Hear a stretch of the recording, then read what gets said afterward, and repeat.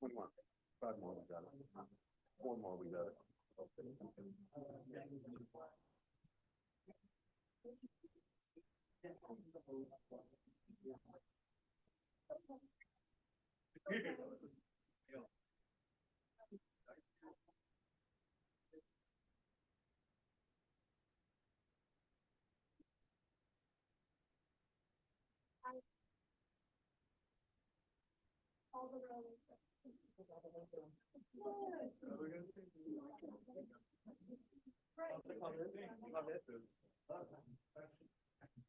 Twenty-three.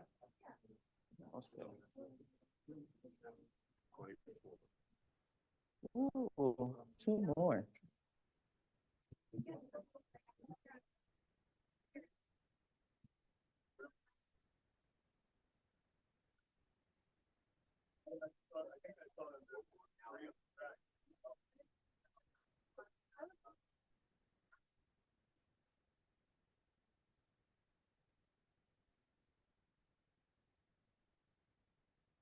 Good, good thing.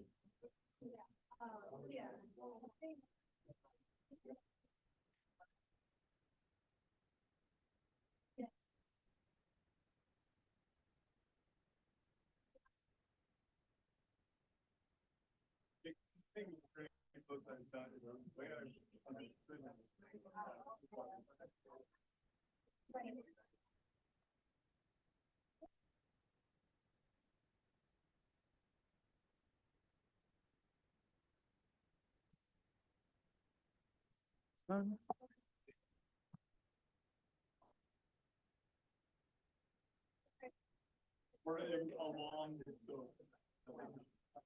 I read the minutes, it sounded like doing it, and I knew What did I do wrong?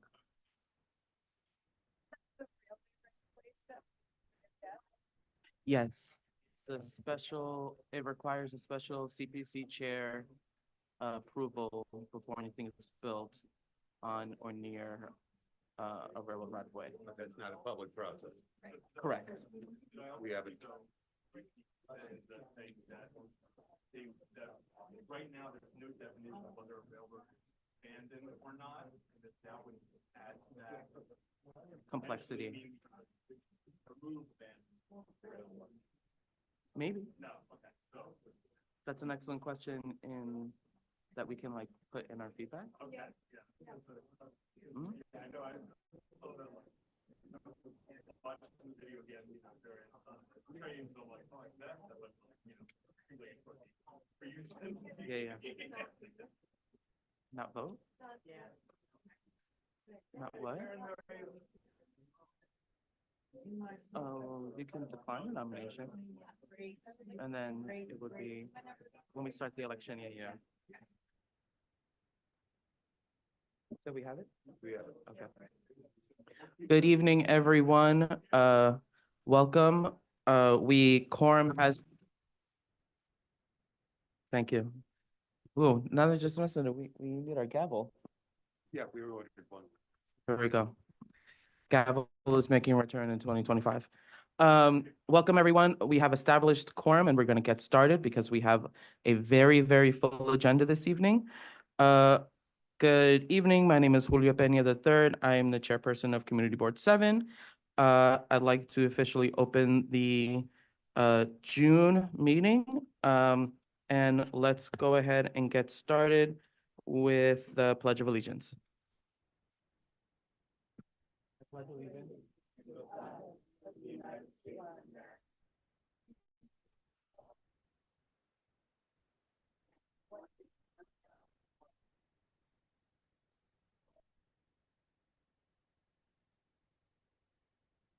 Thank you, and we will go into our roll call. Good evening, everyone. I'm going to call the roll. When I call your name, please acknowledge. If you are joining us on Zoom, please remember to unmute yourself, acknowledge your name, and then mute yourself again. So let's start with Diana Aguilar. Thank you. Grisel Amador. Damien Andrade. Jalia Bailey. Joan Body. Thank you. Gladys Bruno. Thank you. Jerry Chan. Present. Thank you, Present. Jerry. Thank you, Jerry. You do not count towards quorum. Esteban Chavez. Thank you. Richard Codor. Yes. Thank you. Richard, you do not count towards quorum. John DeLuper. Thank you. B. DeSapio. Gabino Morales Escamilla. Thank you. Cynthia Felix. Thank you. Jamie Freed. Thank you. Kin Fung. Diana Gonzalez. Thank you. Hector Gonzalez. Thank you. Kenny Guan. Moshe Hecht. Nicole Huang. Nicholas Jackson. Thank you. Dan Kaminsky. Thank you. Jeremy Kaplan. Aaron Keith. Thank you. Wyco. Thank you. Barbara Lee. Thank you. Christina Lem. Thank you. Christine Lee. Peter Lynn. Sam Lynn. Paul Mack. Antoinette Martinez. Jonathan Martinez. Thank you. Marilyn Melman. Thank you. Rosie Moda. Thank you. Jamie Nelson. Thank you. Julio Pena III. Here. Thank you. Carmen Rivas. Karen Rolnick. Thank you. Joanna Romero. Nicole Ruiz. Present. Thank you. Nicole, you do not count towards quorum. Patricia Ruiz. Thank you. Damaris Santiago. Hi, I'm present here. Thank you. Damaris, you do not count towards quorum. Edward Schloman. Thank you. Sam Sierra. Thank you. Galina Sorma. Thank you. Faye Walker. Here. Thank you. Faye, you do not count towards quorum. Catherine Walsh. Cesar Zuniga. Thank you.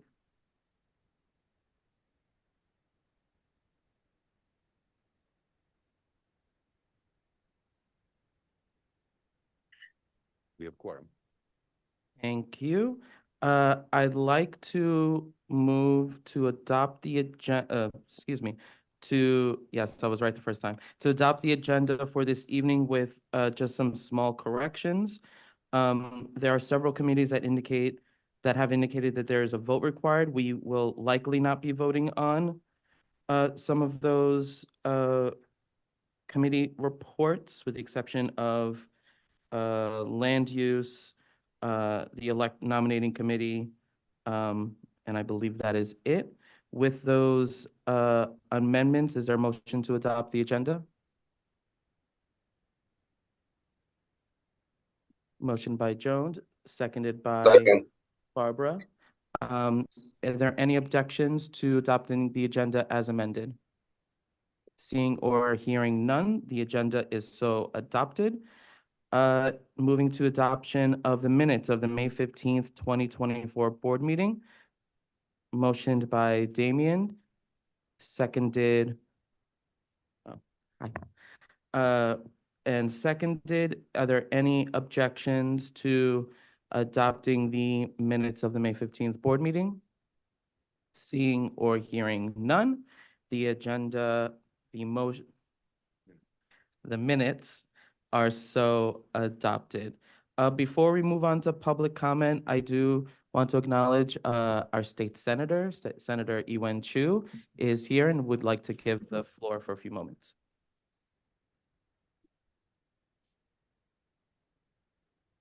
Everybody, I'm State Senator Ewen Chu. I'm very happy to be here Usually January to June, the session time is from Monday to Thursday. That's why you don't see me here in the past 6 months, but 5 months. So we just finished our session last week, I'm sorry, last week, and I'm very happy I can make it to this before the summer break. I used to serve on Board 11, so I really know how much all the members here dedicated to this voluntary work, and I truly appreciate this partnership to work with our office, with the community board, so that your voices will be heard. And just a quick update, I fully aware there was a car accident. The moped, the accident, sure. There was an accident in Sunset Park on June 3rd. A senior was killed and lost his life, and it's a serious tragedy. I was at 72 precinct meeting last night and spoke to the family. My office right now is working with with the family, with Vivian, to close the loophole when this driver without license operating those moped and had multiple reckless driving records. I'm trying to use my legislation capacity to address this issue and close the loophole, and I will update when that language is there. However, we are working on it already. I've been spoken to the family. And very simple update for the legislation for this year. I introduced a serious package of e-bike safety bill to address the sidewalk. You cannot ride on the sidewalk. We made it mandate so the retail, when they sell, they need to post it on the e-bike and also do the education piece to the purchaser who, when they buy at the sales point, they need to be fully aware and acknowledge they cannot ride on the sidewalk, so that we will have implementation on the enforcement. And the second piece is about the e-bike, the battery. Those battery on the black market, they are like a tickling bomb. The nearby, the neighbors, the upstairs, the downstairs, the retail shop, everything got exploded. So I have a legislation to address those unregulated battery. They need to be taken out on the street.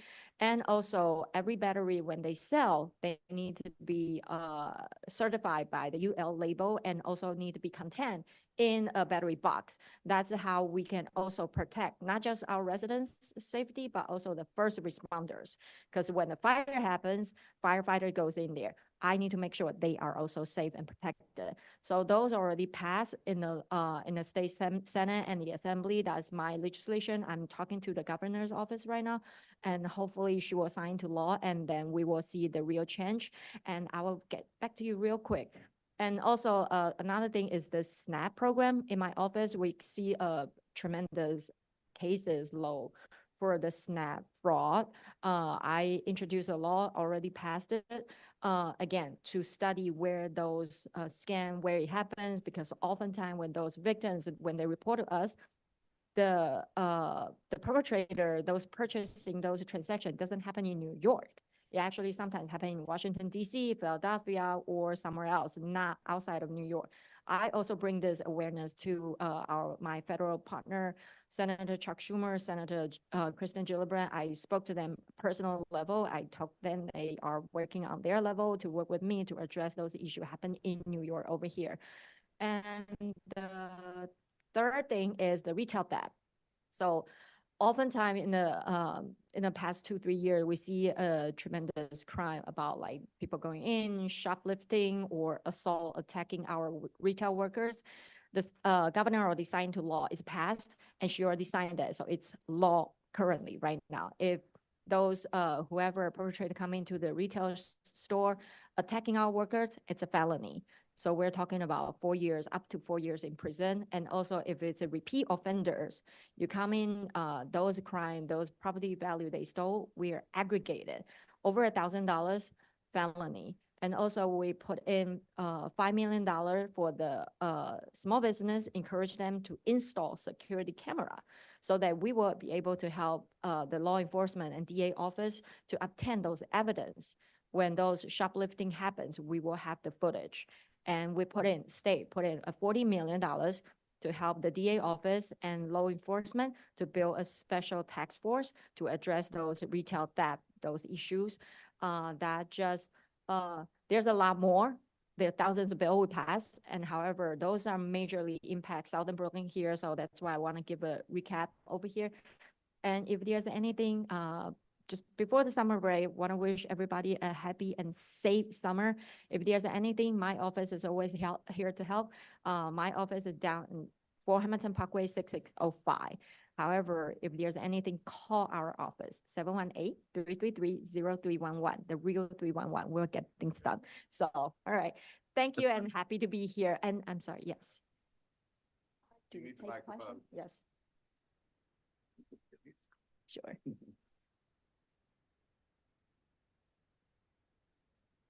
Hello, good evening. Do those bikes have to be licensed and insured? So you're talking about moped, right? Or About e-bike? anything that's moving in traffic that we're drawing lines and paying for, from bicycles that are hitting people and they're not insured? Exactly. So my legislation is on the e-bike, e-scooter. Those are not required to be licensed. However, they cannot be on sidewalk. However, the accident is a moped and motorcycles. They need to be licensed. It's already a law. They're operating those vehicles against law. They need to have license. And I know, fully aware, I work very closely with 72nd Precinct Deputy Inspector Saras. They did a tremendous job. They are taking those mopeds off from the street. However, there's still some still out there. They need to have license. Simple. They need to have license.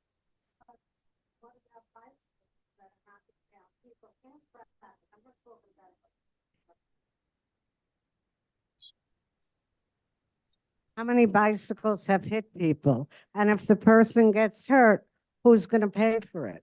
I understand the hardship. I'm not disagree with you. However, I understand the hardship is for bicycle to be licensed. License means you need to register with the DMV and then it comes with the insurance.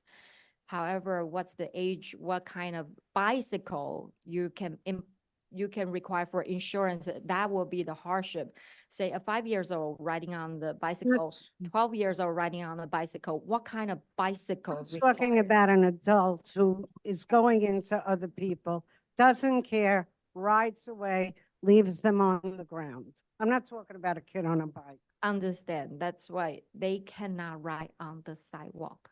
There is a bike They lane. do. There's It's no like- consequence for them. That's why we're working with the DOT, we're working with the local law enforcement. Let them do some. The law is right there, people need to follow. However, when people don't follow, there will be consequence, Well, they don't. working together. I do Thank see, yes, I see some other questions. Jerry Chan. Hey, thank you, Senator, for actually writing this bill. I do have one comment, one suggestion that will help kind of enforce this, like, people are asking, right, how do we enforce it, right? Can we also get the NYPD traffic agent, like, when they give out ticket anyway, like, can they give out ticket to the OPEC on the sidewalk?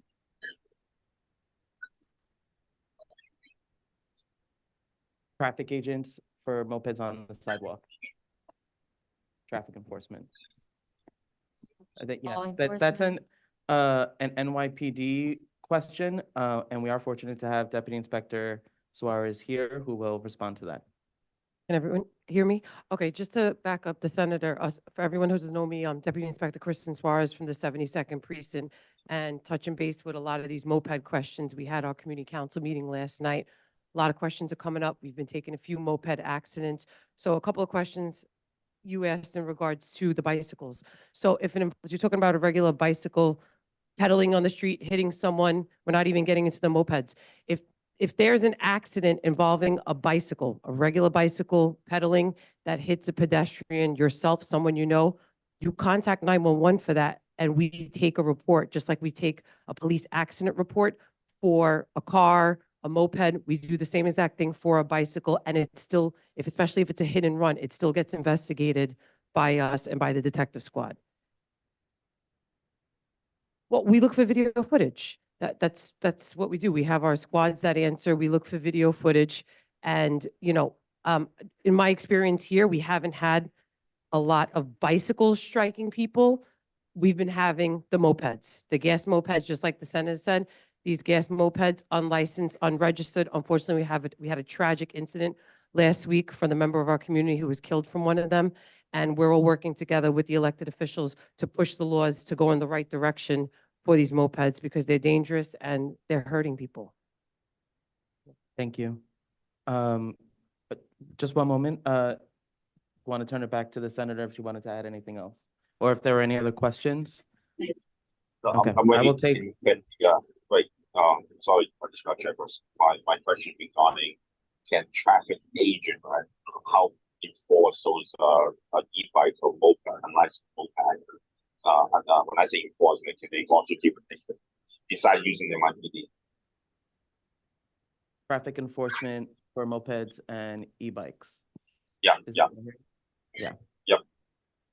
In regards to the traffic agents, from what I know, I don't know if anyone from DOT is here right now, but I've never seen or heard of traffic agents being, I guess it doesn't fall in their, rules and regulations of them issuing moving summonses. They mostly focus on parking issues. So can they issue summonses, in regards to illegal parking of the mopeds? Yes.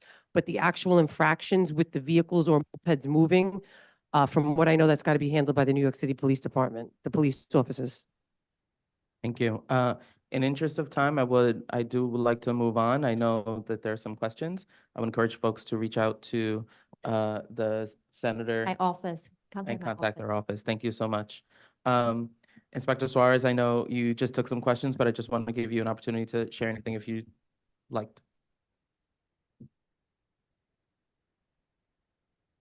Just to touch base, I know we were just going over the moped stuff. It seems like I was saying before, it's a hot topic of conversation. I brought it up at the community council meeting last night, not just because of the tragic incident that we took. It's happening all over the city with these mopeds. The officers are instructed personally by me, and I say it over and over again, to take these mopeds off the street. When we talk about the unlicensed, unregistered gas mopeds that are supposed to be licensed, have registration, have a license plate. We do our own operations on a weekly basis. We're doing it 2 or 3 times a week. We're cutting them off the sidewalk, they're attaching them to trees. We're damaging property. We're damaging fences. We're damaging trees in the community with constant tying up ropes of all these things. So we're cutting them off and we're taking them away. So I recommend when I tell people, whatever you use them for, if it's work, it's for personal business, they can't be parked on the sidewalk, whether it's registered or not, or tied to property. We're taking them off. And then on the streets, when we actively see them out there, we take them off the streets as well. We're doing our best to clean it up. Every 20 or 30 we take away, it seems like there's another 20, 30, or 40 on the street the next day. So the next thing we're trying to tack is the education, do more crime prevention at these bicycle stores, and maybe trying to see what kind of rules and regulations the bicycle stores should be getting educated to relay to the people who are purchasing these bikes. They purchase them and it's like no rules and regulations are given. They take the bike, they walk out of the store, and that's the end. So I think it's like a circle and full effect that we're just trying to come together, the cops, the community, the elected officials, to try to better these laws to avoid accidents and also get education out there, because it is understandable that some people do use certain bikes and certain mopeds to make a living, which is completely understandable, but it seems like majority of the community all over the city is using them for the wrong reasons, and people are getting hurt, and we recognize that, and we're working together to better that. Other than that, a couple things been going on in the precinct. We just had Puerto Rican Day Parade weekend. Everything went successful. I don't know if anyone participated. I was out there all weekend. 0 incidents for the weekend. The parade was beautiful. We had a nice block party. Everyone had a great time. My second year doing it, and definitely happy to be here and be a participant with everyone in the community at these type of events. And then last but not least, for the summer, I know school's coming to an end. Although the community council meetings are over for for July and August, we are having National Night Out in Sector Adam at Greenwood Park on, I think it's August 7th. It's going to be August 6th. It's a Tuesday, the first Tuesday of every August. It'll be posted on our Twitter page. So if anyone's out there for the summer looking to join, please come enjoy the festivities. It's a great time. And if anyone has any further questions, I'll be in the back. And I appreciate being here tonight. Thank you. Oh, sure. Yeah, we'll take one question from Pat. Hi, thank you for coming. I just wanted to see if there was any follow-up on PS 958 with the traffic or patrol car in the morning? Yes. If we could, we've been over there addressing traffic concerns. We have been there. My traffic officers go between the hours of 2:30 to 3:30 and have been issuing, this is by the gas station, right? With the parking all over the place? Yes. They've been over there issuing summonses in regards to illegal parking that's been going on at the gas station and just ensuring the kids are able to safely get on the bus and get home. Yes. No, we've been doing it in the afternoons, Oh, thank you, thank you. Nothing in the morning. mostly focused in the afternoon. Okay. Yeah. Thank you. Thank you. Guys. I would like to move on to the agenda, to public comment. This is for, any item, that is on the agenda for a member of the public to, comment. And do we have any members of the public who wish to speak on an item on the agenda this evening? John?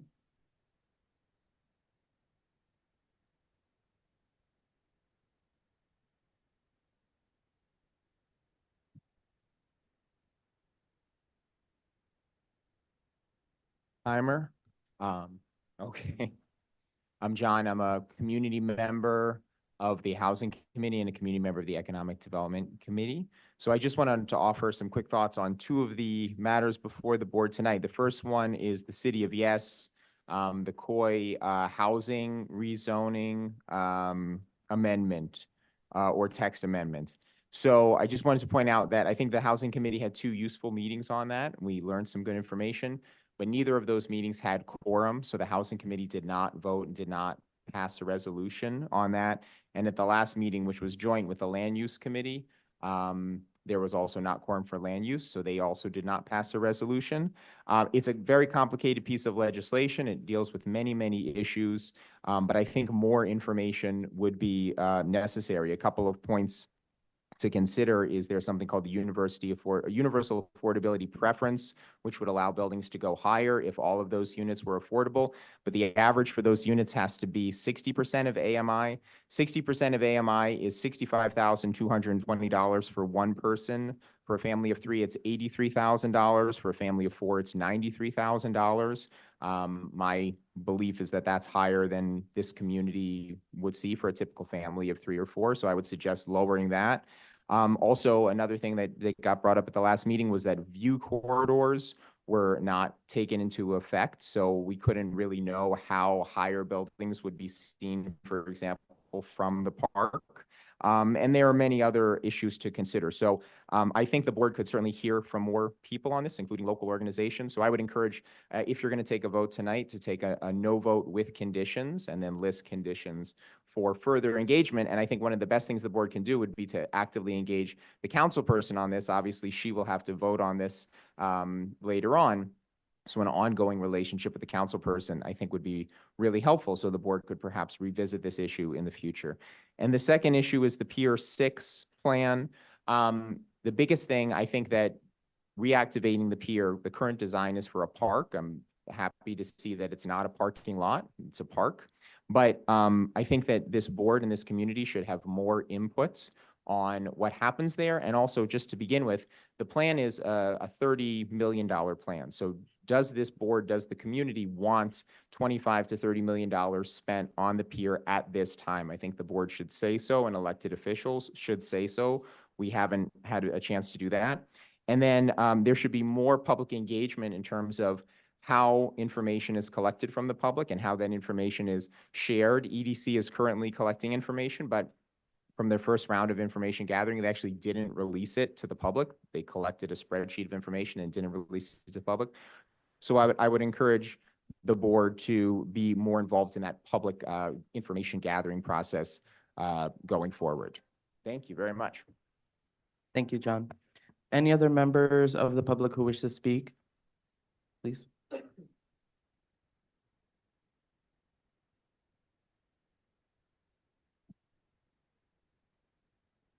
My name is Carrie Moore. I'm a resident on 37th Street. I'm wanting to speak about the City of Yes Housing Opportunity Resolution. As a resident of Community District 7, I urge you to vote no on the City of Yes Housing Opportunity Resolution. While the proposal aims to address New York City's affordable housing crisis, it fails to consider the real-world implications of underserved communities like Brooklyn and Community District 7.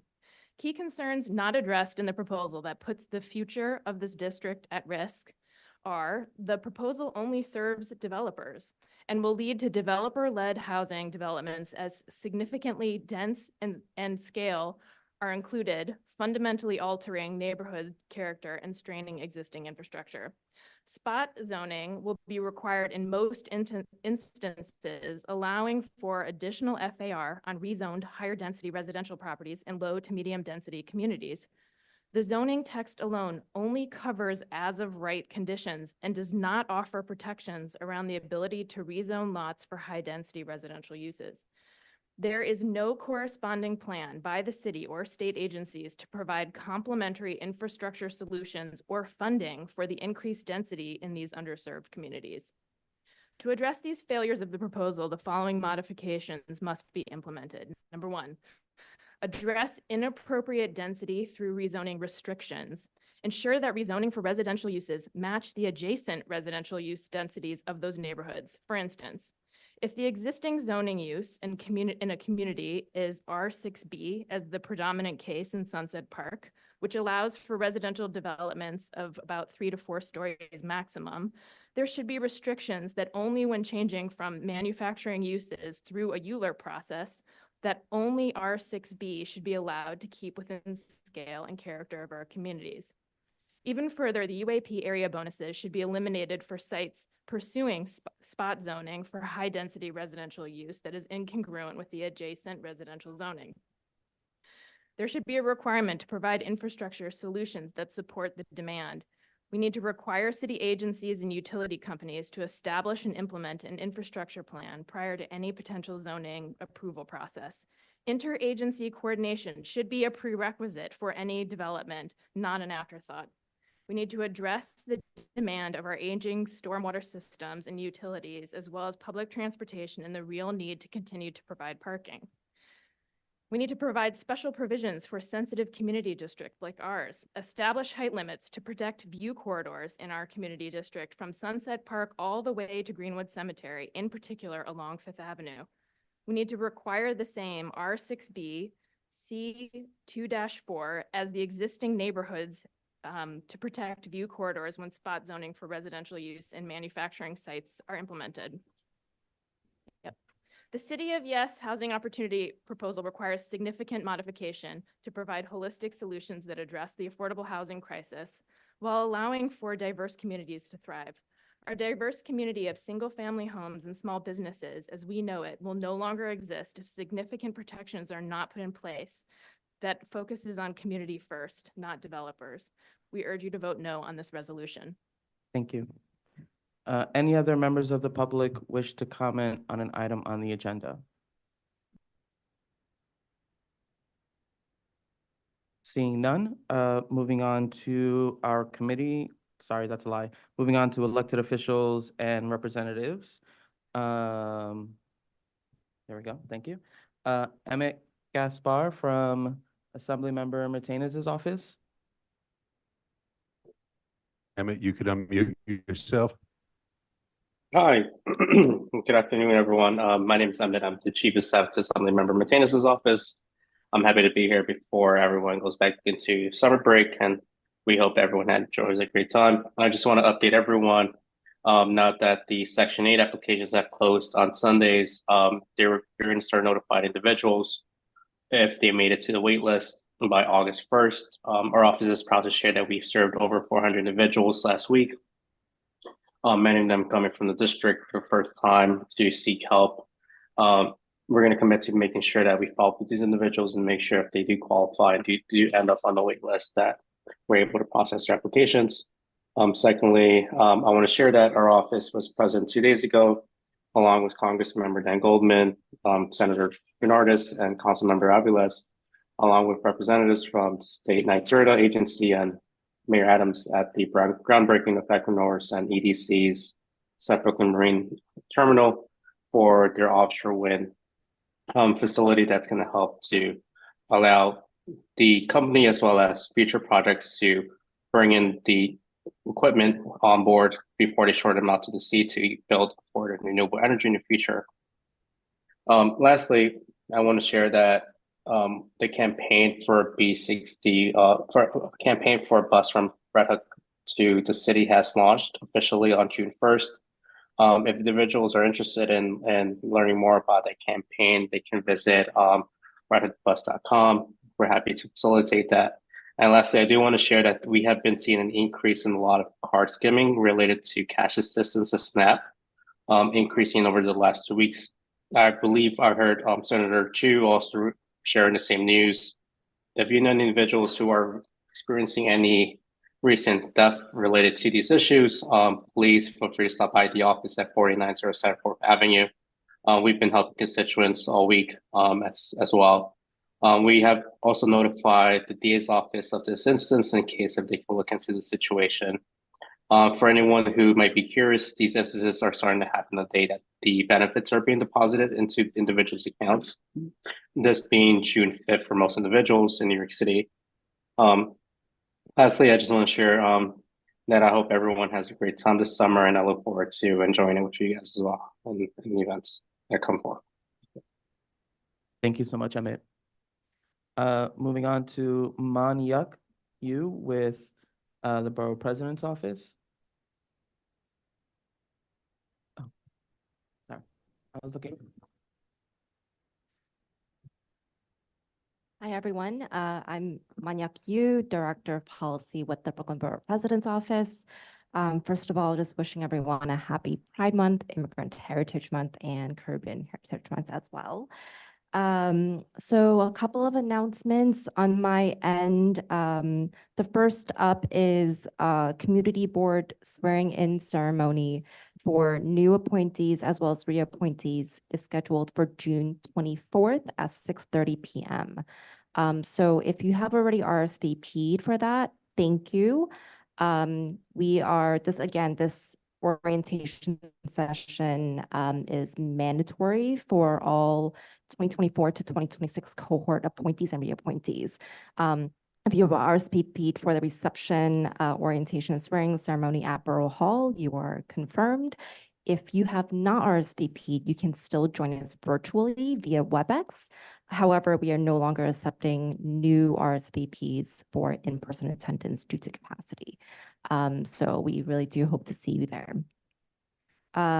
Next, I just want to share that we will be offering once again over the course of the summer a series of movie nights in the park in collaboration with Paramount Plus.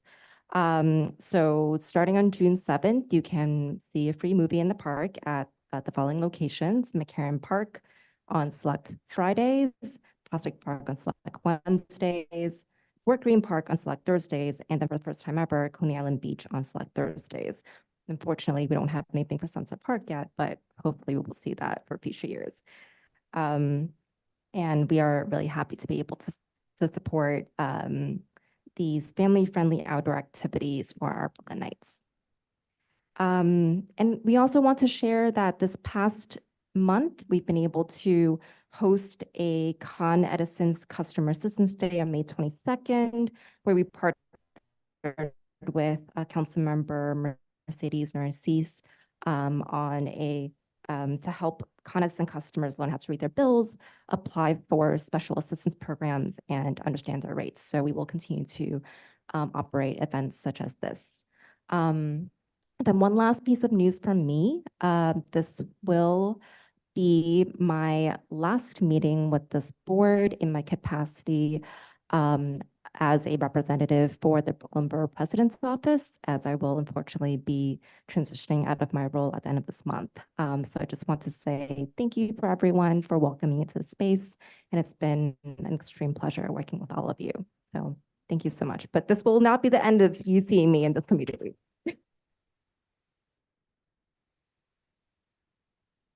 Thank you, Manyak.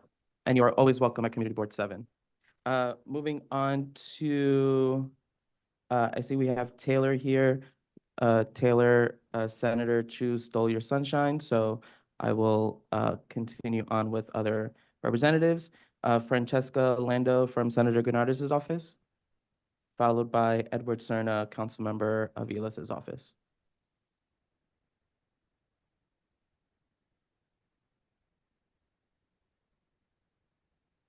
Quite the walk up here tonight. Sorry. Okay, so I'm just gonna share two fun events that we have coming up. We are doing fitness in the park. We're doing both at Wyckoff Gardens in Park Slope, and then we're also doing them in Sunset Park. Wyckoff Gardens are gonna be on Thursdays in August, so we have the 8th, the 15th, and then 22nd. But coming up more recently in Sunset Park, we have this Thursday, tomorrow, we have dance at 6 p.m. with my coworker Melissa. So if you want to come out, please bring your kids, your friends, your family, just come dance. We just ask that you bring like a yoga mat, comfy shoes, water. And then we'll also have it on the 20th. If you want to come dance with me, please come and hang out and we'll get to enjoy the sunset together. That being said, I don't want to take up any more time, but if you need me, please come grab me and have a good night. Thank you, Francesca. Edward?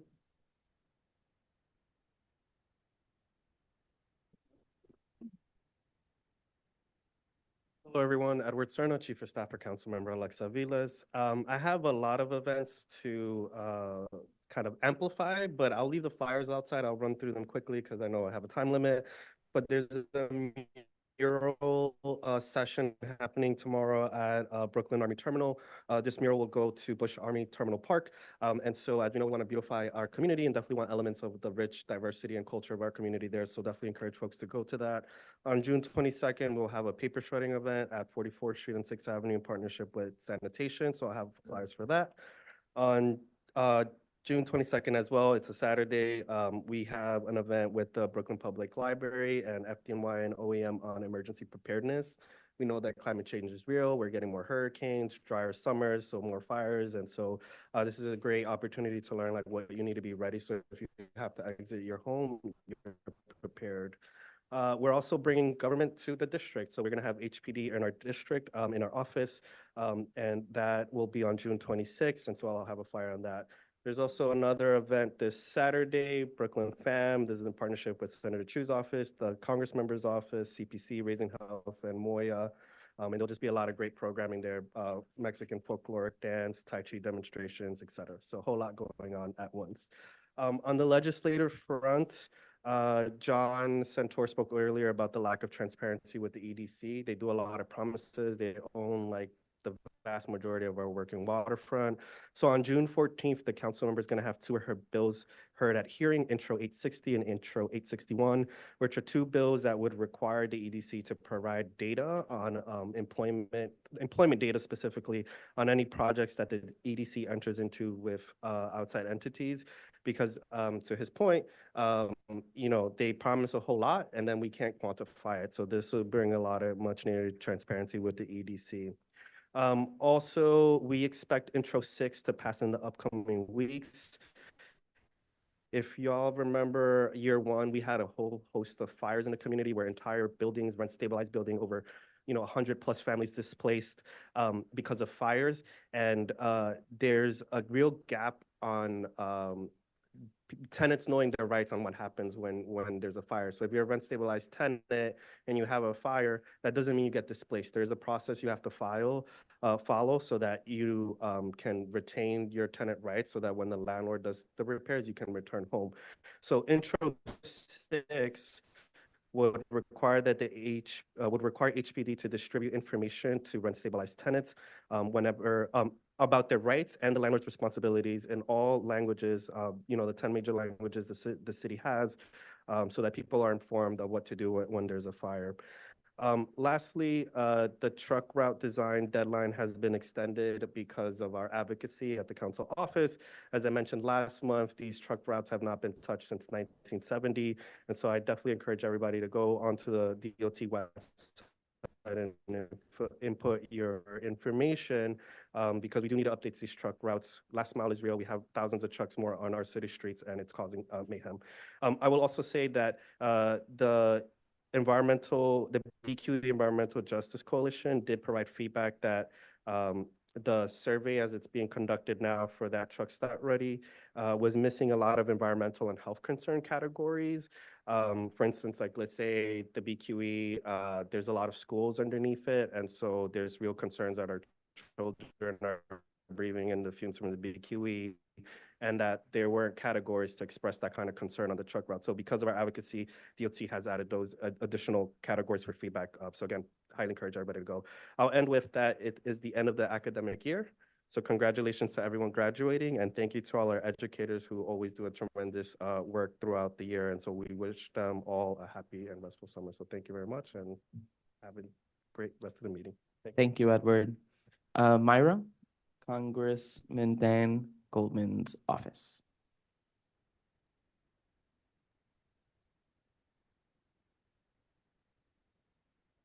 Hi, good evening, everyone. I'm just going to start off with a few district updates. My name is Myra. For all of you that don't know me, I'm here on behalf of Congressmember Goldman as a field rep. So this week, the Congressmember joined Mayor Adams alongside with his colleagues, Councilmember Aviles, Senator Gennardis, and Assemblymember Matains to break ground on the South Brooklyn Marine Terminal. So that means that Empire Wind 1 will be the first offshore wind project to plug directly into New York City power grid, and it will provide renewable energy in the neighboring Gowanus substation. Another bill that the Congressmember has also introduced is the Michelle Go Act, which means that that's asking for more beds in psychiatric facilities that come with Medicaid backed resources. DC updates are that the Congressmember has asked for more resources from the SBA regarding having child care backed programs, and as well as push for marijuana decriminalization, and has asked for pardon of nonviolent cannabis offenses as well. Thank you. That's all I have for tonight. And if you have any questions, I'm happy to answer. We have a question from Kalina. Just 1 second for the microphone. Thank you. Hi. For the psychiatric beds, are these for adult patients or pediatric or both? No, they're for adult. As of now that I know of, I can get back to you to be precise with all the details in regards to the introducing bill, and I'll have that for you.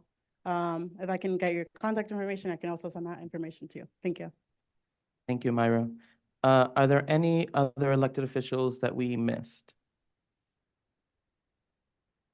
Seeing none.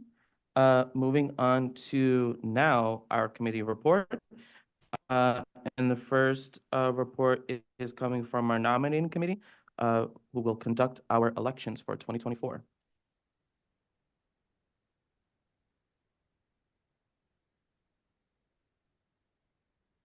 Good evening, everyone.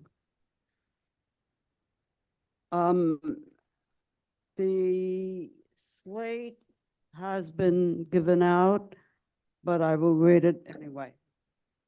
Chairperson is Julio Pena, who is unopposed. First Vice Chair, Pat Ruiz, also unopposed.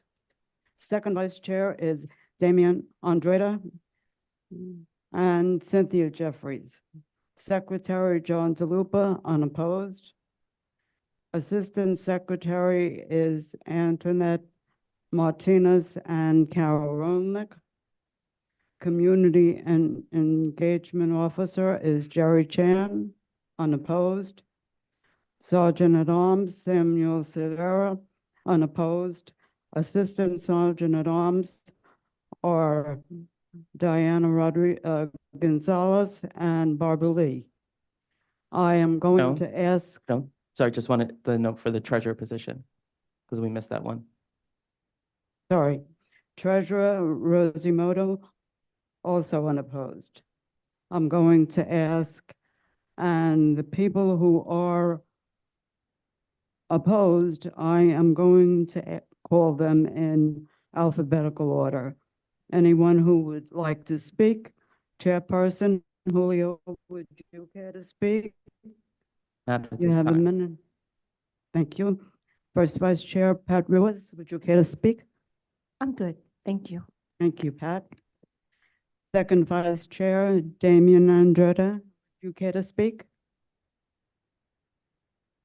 You have 1 minute. Hi, everyone. My name is Damien. So I'm running for second vice chair only because that we definitely need more young people on the board, especially on the executive committee. Out of all the community boards around New York City, there are less than 1% people who are on community boards who range from 16 to 24. And I am 22 years old. So it makes sense to see more youth on the board, to trying to get more young people on the board, because a majority of the community boards don't really have proper representations from youth. And my opportunity and what I would like to give to the board is to find more ways to connect young people. For me, I got to see some of my friends to come on this board, and I want to even bring this board more opportunities where we could actually connect to the public, because a lot of the public members don't know what a community board is and how to get on the community board. I suggest as ways, we could do tabling in the park, doing other ways, such as, getting more community outreach, making sure people are informed who we are, and also giving out resources of what we do as a community board and how we could help the public. And yeah, thank you. Hopefully you can vote for me.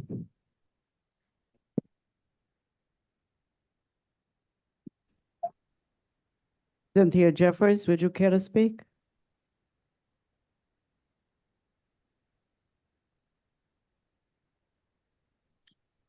Good evening, everyone. My name is Cynthia Felix Jeffers, and I'm running for second vice chair. My reason for running for second vice chair is very simple. I'm a lifelong resident of Sunset Park, and I have a passion for my community, and I want to see it better. I want to see it grow for not only those of us who live here, but those of us who work here and those of us who just come to visit. I was appointed to the board as a replacement in 2019 and has proudly served.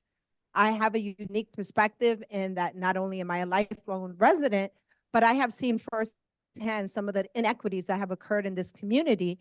And the last few years serving as the board have given me the opportunity to help correct some of those inequities. I currently serve as the chair of the Public Safety Committee, and part of our committee's work is looking at the public safety concerns that are in the community. We have, as a committee, fostered relationships not only with the local precinct, but with FDNY. We offered a first aid class, also with the Office of the District Attorney. We also came up with a protocol and a structure for listening to dispensary applications, as well as SLA applications. So I look forward to continuing to serve you. Thank you.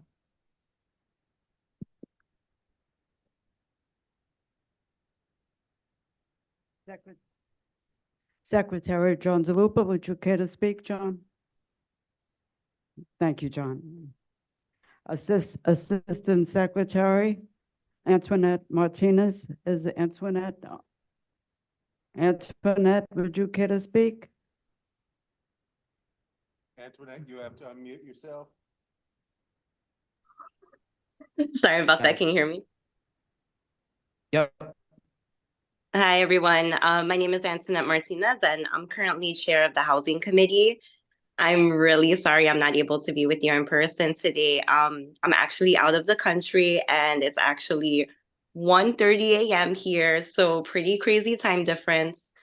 A little bit about myself. I'm born and raised in Sunset Park. I currently work in IT development for state health applications. And this is my third time running to serve as a member of the executive board. So hopefully third time is a charm.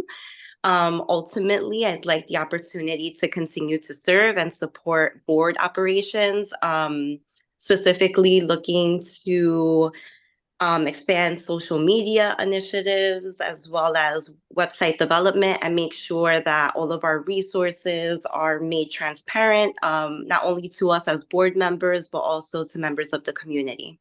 Thank you. Thank you, Antoinette. Also running for Assistant Secretary Carol Rolnick, would you care to speak? Hi, my name is Karen Rolnick. I have been being the secretary of this board with John DeLuper for the past couple of years, and we have a long-standing track record of being able to work well together, with me writing the minutes and him proofreading. And we were hoping that you would give us an opportunity to swap that around, with him writing the minutes and me proofreading. I've been a member of the board. I can't remember how long. It's been quite a while.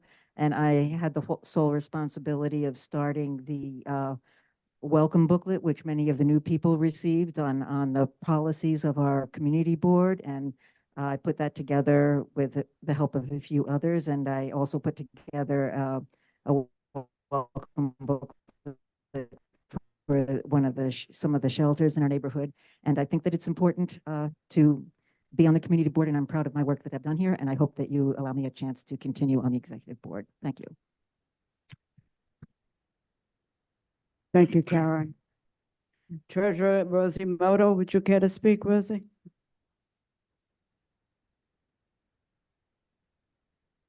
Okay, Rosie doesn't care to speak. Thanks, Rosie, anyway.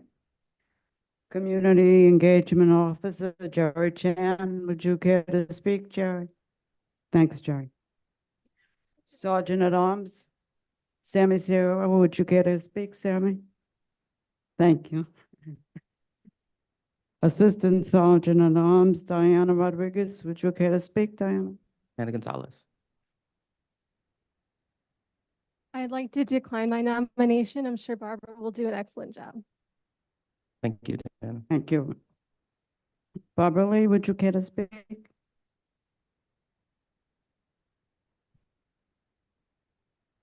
You have to excuse me, I'm not really good at public speaking. I'm your neighbor, Barbara. I nominated myself as Assistant Sergeant at Arms because I believe in fairness and respect. It's important that our board meeting runs smoothly, and I want to help make that possible if it deems necessary to do so. I am kind and I am firm. I will do my best to help keep order at these board meetings so that no one is disrespected and we all have the opportunity to make our voices heard fairly and respectfully. Thank you, Barbara. Okay, folks, that's it for the slate. Everyone has their ballot. Please complete them, and at 8 o'clock. By 8 o'clock, they will be all collected, and the committee will be inside the office to count the ballots. And the committee is myself, Hector Gonzalez, Christina Lim, James Nelson, and Cesar Zagunda. Thank you, everyone. Have a great summer.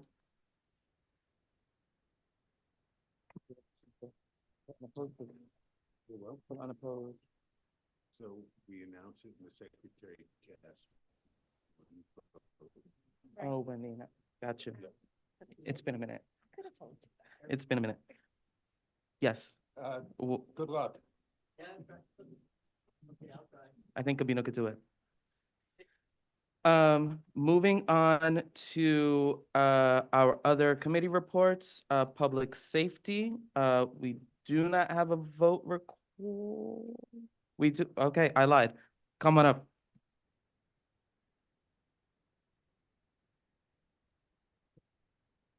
Thank you, everyone. So the Public Safety Committee met on May 23rd, 2024. We did have a quorum, so I want to thank my committee members for coming out. I'm going to go over the stuff we don't have to vote on and then go over it. So we were joined by the 72nd Precinct, and we discussed 2 traffic accidents that occurred on May 22nd, 2024. One involved a collision between a moped and a vehicle, which took place on 53rd and 4th, and it's an ongoing investigation. The second incident was the driver of an electric moped who lost control when she was passing the railroad tracks. She fell and hit her head on the pavement on 39th Street. We also had students from PS 172 present who shared safety concerns because the bike lane in front of their school, many bike riders go right through the light, and it's a safety hazard for them as they're crossing the street to go into their school building. As they disobey the traffic signal and had hit children and parents. Concerns were raised regarding illegal mopeds and bicycles and e-bikes on sidewalks. And while this was shared earlier, many have been confiscated. They also come back right away. We shared a lot of concerns about the unfinished bike lane on Fourth Avenue. Has not been completed. And there was great suggestions, including one from Gladys Bruno, which I actually saw what she was talking about when I was in the city. So there are special traffic signals for the separated bike lanes that are used in Manhattan. So that's a suggestion. Thank you, Mr. Cerna from Councilmember Avilas's office, responding to our email that is something that the council member will look at to see if that's something that we could do here, and they will talk to DOT about that. We also heard from the Office of Nightlife. So there is an Office of Nightlife. It's a small business service, and the executive director, Jeffrey Garcia, was with us, and he presented on resources that were available to restaurants, bars, and nightclubs. It is not a regulatory agency. They're really here to support and serve as a point of contact. The full report is included, and you could also watch the video on YouTube. Now, we do have to vote on one presentation. We did receive a liquor license authority for a change of method and operation for Pyramid 369, which is also known as Love 69, located at 4223 Second Avenue. It is currently a bar, and they would like to become a go-go dancing club. So while we did send the representative of the applicant many emails informing them to come, we were told that the owner was out of town and would not attend them and was unable to attend the meeting. While they did tell us that they will send out another notice, we as a committee decided to move forward and vote and discuss the application, as we had wanted to be respectful of the community members who have came that day to discuss it. So many board members and community members shared concerns regarding this proposed change. Members do not want a go-go bar in the community, as much progress has been made to improve the neighborhood safety and quality of life. The presence of a go-go bar is seen as a potential step backwards, risking an increase in crime, noise, and other disturbances that can negatively impact residents. In addition, residents from 45th Street, in particular between 2nd and 3rd, share concerns, noting that there are many new nightclubs and bars on 2nd Avenue, including one directly across the street and one just down the block from this proposed change. These locations host parties of 500 to 600 people every weekend, and residents have called 311 and 911 not only regarding noise, but traffic, trash, and other concerns. They have requested additional attention be paid to that 2nd Avenue corridor because it's often forgotten. Unlike 4th and 5th, where there's a lot of foot traffic, 2nd Avenue does not have that. The 72nd precinct was also here. They shared data on 311 and 911 calls to this particular address. And while the last year has gotten better, calls have included assaults, illegal drug use and use of hookah, overcrowded conditions, no food certificate, contaminated alcohol, and noise. And these calls were made between 2021 and 2023. The Public Safety Committee voted that they did not want this establishment to be approved as a go-go bar. And the Public Safety Committee will be requesting a letter to SLA voicing our concerns, and we will now have a vote. I do believe the owner is here today. I am not sure if they are, but if there are any comments or questions from the board members? Thank you, Cynthia. This came out of committee, does not require a second, and the motion is to disapprove the liquor license, the change in use for Pyramid 369, AKA Love 69, located at 4223 Second Avenue. I'm never gonna not laugh when I say that. I said it with a straight face, right? I tried, right, Diane? I tried. Is there any discussion on the motion? Sorry, from board members only. Okay. Yes. Jeremy, did I see your hand? Microphone, please. Thank you so much.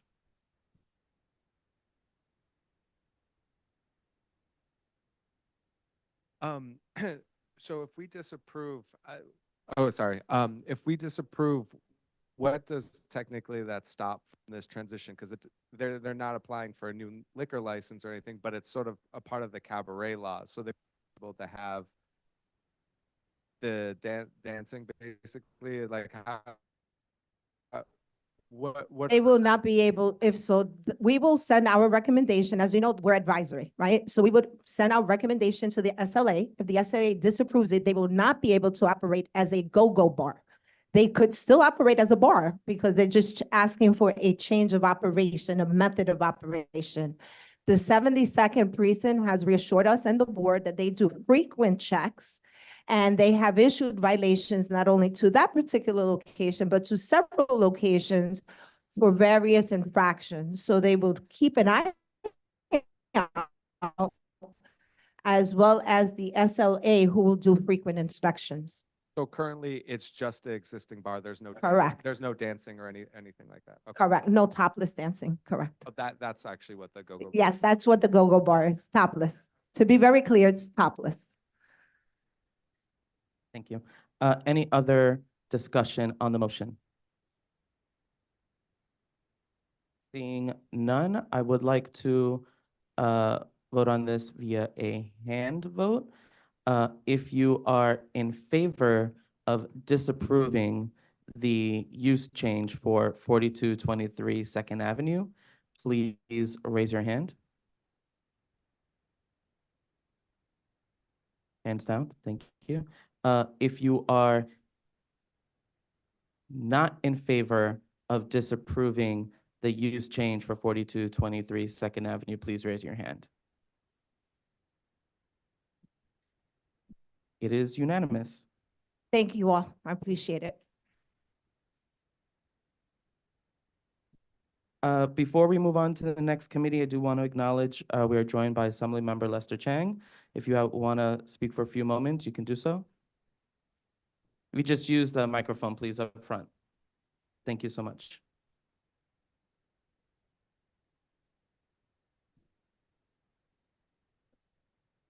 Very much. I know this is outside my district, but as a community board, it is in my district. And what I will do is, with the board permission, I will add my letter to the SLA about this, not approving as a go-go bar. I'll add my weight to my office about that. So that will make sure that they hear from this one. So, and also, this is very disturbing, okay? Just came off from Albany a week ago. There is a pending bill, most likely might be circulating next year, of legalizing prostitution. Bill number A as an alpha, 8605. Read up, look up, and just to let you know officially, I do not support this. And I don't want to say politicalized, but Republicans would not support this. So anything others, I suggest you is to lean on the politicians who are other side of the party. Make sure you let them know how you feel about prostitution, because if this was legalized and this bar would, you can add the numbers. I don't need to say anything more. But thank you very much. Thank you, Assemblymember. Moving on to our Economic Development and Small Business Committee, we are joined by Damaris virtually, unless she joined us physically. Hello, can you hear me? Yep, go ahead, Damaris. Okay, perfect. So mine will be very brief. I sent the write-ups, which most of the community board members and residents attended. First, the meeting on 5/21, May 21st, where we had a presentation from EDC, as well as Rob, and I'm sorry to say I can't say where he's from, but it's about a proposed boating project in Sunset Park, Bush Terminal. This project was, I think they had two events in 2019, and it stopped because of the pandemic. So they want to come back. It's all in the report, and then anybody's welcome to see the video. I'm sorry, I'm in transit, so if I go in and out, that's the reason. So basically, he wants to bring back the boating program for youth, for the community, and sort of establish creating a boathouse The location is in Bush Terminal, so the only concerns we had at that time were, well, we had a few, but basically with all the construction going on in Bush Terminal and all the closures to certain entrances and so forth. So we left it off where he's going to be communicating with EDC, see what projects are going on at Bush Terminal. He still needs to get permits from the parks, and then he'll come back to the community board with more detail. The dates that he's looking at is in July 27th, if I can recall, and August 24th, both for Saturdays. The times that I wrote in my notes, he said it's either going to be 12 to 2 or 2 to 4. And I believe he said something about high tide. The second presentation, once again, was on Pier 6 from EDC. The same presentation that we received at the town hall at the library, which I think was very productive. I was very happy to see some board members there, as well as people from the community that I had not seen in a while or that I had not met before. So it was a good exchange where we pretty much broke down the map and talked about our concerns. And I've listed those that you can all see what I took down from each of the tables. If anybody has anything different from what I took down from all the 5 points made at each of the workshop groups, please share with me in case I missed anything. The other thing was, and I'm probably going to get this wrong, the Charles blah, blah, blah, blah, bulkhead that needs to be repaired. One of the things that we left off, and I think it was the last note, was about how that was being funded. And in the presentation, we were told that when we're getting funding to fix something that's broken, we should jump on it. And we did discuss, and I think the council's office chief of staff did mention that although we're concerned about safety and funding is so important for things that need safety, we also need some funding for the building that we're sitting in where we have our meetings. So all of these notes I've provided. They've been sent to the board. Basically on the meeting, and we did not have quorum. I'm hoping the next economic development meeting we do have quorum because it's so important. I do get the questions a lot, when are we having a meeting? I guess because in the past there weren't often many meetings, but there's so much going on. So I do understand the concern about how many meetings, when are we going to meet and when are we going to speak? So we're planning to schedule one. We were hoping to do one before the break, but that's not certain yet. So when I hear back for regarding the calendar, I can answer to that. There was one more thing I did mention, and I want to mention it here in the community board meeting because there's many people that are not community board members and are people from the community. The committee is the Economic Development Committee and Small Business. I'd love for members of the public to join the committee as well and be part of it, and also bring ideas of issues that we can discuss for small businesses. Because while we're tied up with so much development that's going on the waterfront and EDC, which has been the focus of the community board even before I jumped in to take the position as chair, there are also many other things happening simultaneously when it comes to the small businesses, the ones that are on 2nd Avenue, 3rd Avenue, 4th Avenue. I mean, there are many businesses on 5th Avenue. 5th Avenue has a bid. 4th Avenue, 3rd, and 2nd do not have a bid. I remember when I tried to join the 5th Avenue bid, I was told I'm on 4th Avenue. So there's a lot to discuss. And, if anybody can bring to the community board, to the table, or to me directly, issues that our small businesses might have, because everything that is circling around us, the developments with the waterfront, City of Yes, everything is going to affect our small businesses, but they're running their small businesses. They get out late, they get out tired, and sometimes they can't make these community boards. So let us be the ones that reach out, communicate, engage our fellow members, our small businesses, those that can't make it, those that even don't know when the meetings are. And let's get some participation. And if not, just bring the word out to them. And I think I spoke enough. I hope everybody heard me somehow. And that's pretty much it for me for now. Thank you.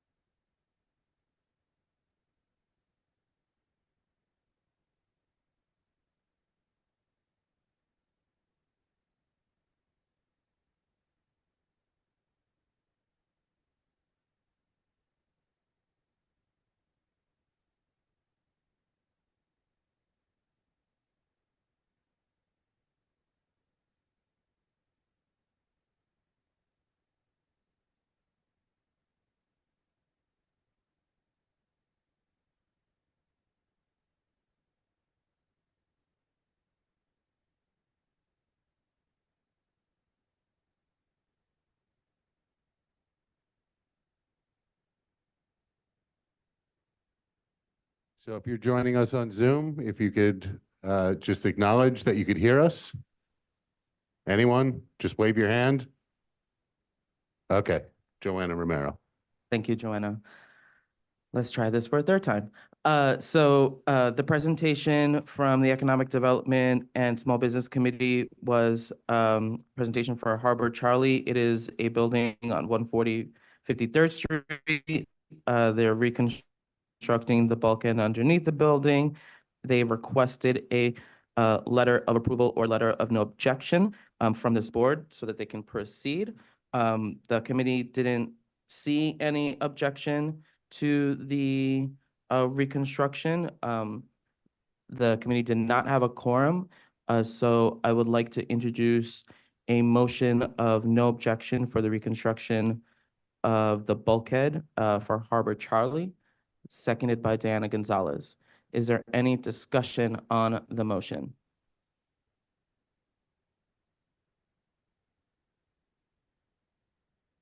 Diana Aguilar? Go ahead. Diana? Damaris? Sorry. I'm sorry, I was raising my hand on the motion. I was not going to add anything else to that. Thank you. Thank you, Damaris. Seeing no other discussion, I would like to do this by a hand vote. If you are in favor of submitting the letter of no objection for Harbor Charlie, board members only, please raise your hand. Thank you. You can put your hands down. If you are not in favor of the letter of no objection to the bulkhead reconstruction, please raise your hand. Damaris, is that a no vote? No, that's not, sorry again. I'm playing with my phone.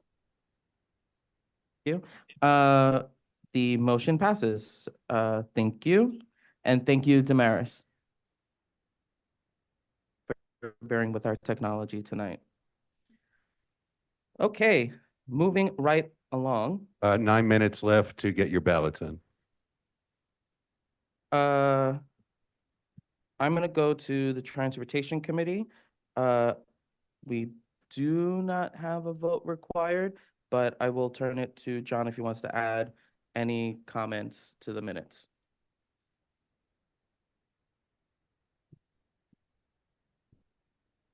Thank you, Julio. A lot happened. I'll try to be brief. Just want to follow up on some of the stuff that was mentioned earlier by Cynthia, by Deputy Inspector Suarez, and by Senator Chu. And our last meeting began with Katie mentioning the recent transportation-related tragedies in our neighborhood. You know, the passing on 5th Avenue and 60th Street, 53rd Street and 4th Avenue, and the tragedy on 39th Street, which we understand was because of uneven pavement from the old trolley tracks and the lack of road repaving. So the committee and board has remained vocal on critical infrastructure and transportation and enforcement issues in this community, and no one deserves their life to be cut off unexpectedly because of negligence from city and state infrastructure and dangerous driving. So this is a reminder for everyone of the work that we've been doing. Our committee wants to encourage participation. We ask that if you're a current board member of the Transportation Committee to please continue to come to our meetings, because without quorum, we can't take votes on issues that matter. And if you can no longer serve on the committee, please let the board know. Our June 5th meeting was co-hosted with Community Board 10, which includes neighboring Bay Ridge. We heard a presentation there from the New York State Department of Transportation about the Owl's Head Viaduct over the Belt Parkway, which is going to start construction in 2026. That construction is going to involve a lot. It's going to have lane closures to John Allen Payne Playground, removal of lead paint, and it's going to go all the way to 2030. So the state DOT responded to questions from our members, and they said they're going to take that feedback into account and come back in 2025 with more info. One thing they did mention, which we're very happy to hear, is that they will work on addressing the flooding issues over there, including at 60th and 3rd. And the board, the committee and CB10 will write a joint letter outlining the concerns that came up at that meeting. Full details are in the agenda. minutes, I should say. Second agenda item was on 60th and 3rd. As a reminder, this is the most dangerous intersection in our district, and it's been well documented and understood for years, part of the advocacy that the committee and the board have done on fixing 3rd Avenue. Last month, there was a meeting with organized by Senator Gennardi's office. It had representatives from the schools, NYPD, DSNY, and others. And there was a lot of feedback from this. Francesca from Senator Gennardi's office talked about that, and we also heard a lot from community members who attended, who had a lot of different safety concerns related to this intersection.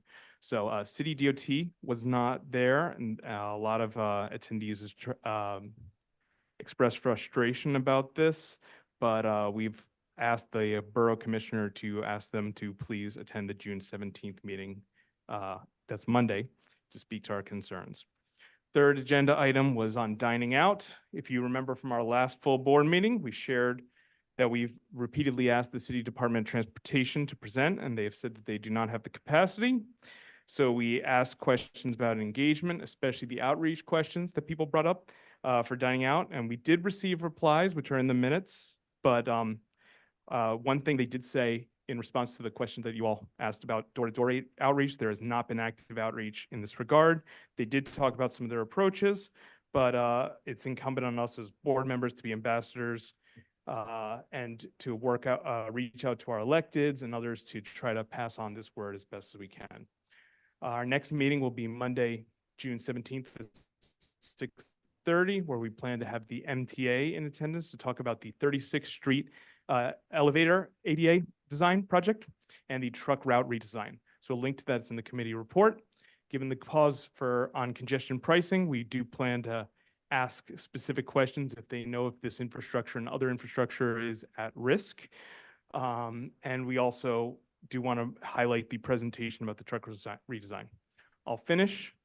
Sorry for the long report, but I'll finish with a positive note that at the end of the last meeting, our chair, Katie Walsh, shared that there was an update on the last mile trucking issue. Some of you remember we're on that special subcommittee on last mile trucking, and you'll see in your packet that we have a letter from May 20th, which the city has announced that they'll create a new special text amendment, which will require a special text amendment, which will require a special permit for these kinds of trucking facilities.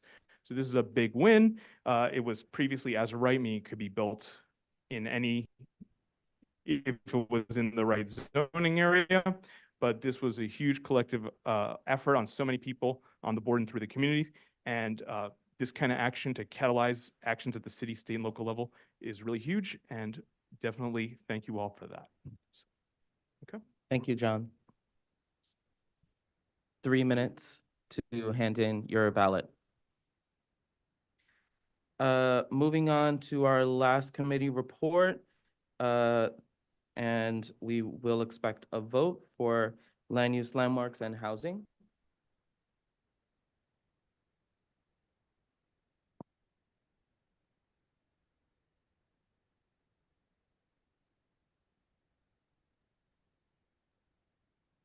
Hello, everyone. If you don't know me, my name is Diana Gonzalez, and I'm the chair of the Land Use Committee.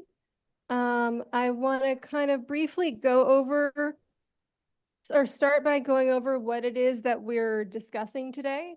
So the City of Yes is a series of very extensive text amendments to the zoning code that would make it theoretically use the zoning code to solve some of our problems. And the City of Yes for Housing Opportunities specifically intended to improve the presence of housing and especially affordable housing. The idea is not to have certain neighborhoods where tons of new housing is built, but just to have a little bit spread out everywhere. And so there are a number of different planks to this housing code, and I'm going to focus on the ones that are most relevant to our community district.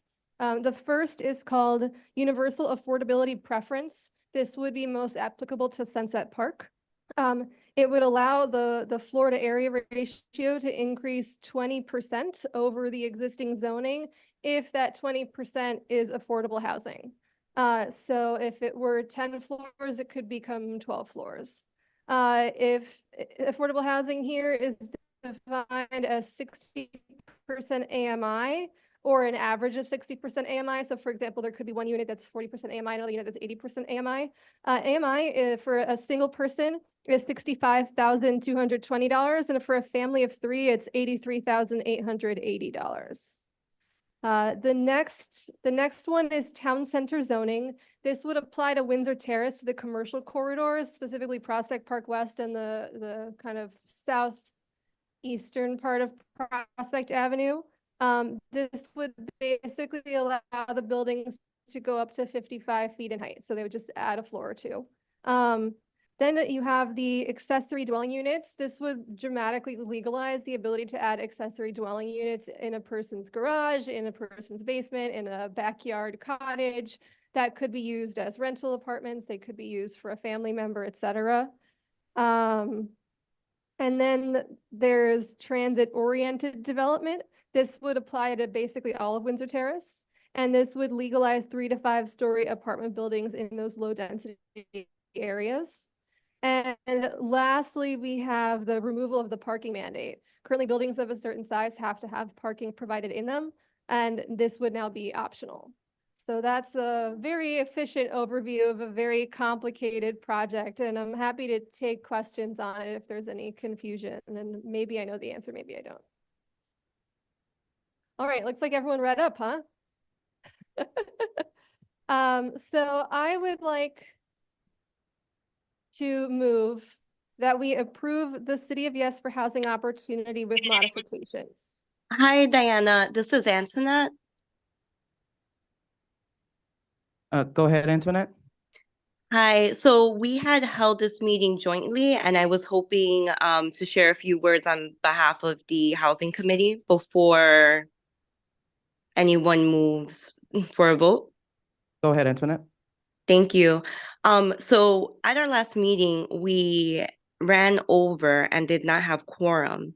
So neither committee had the opportunity to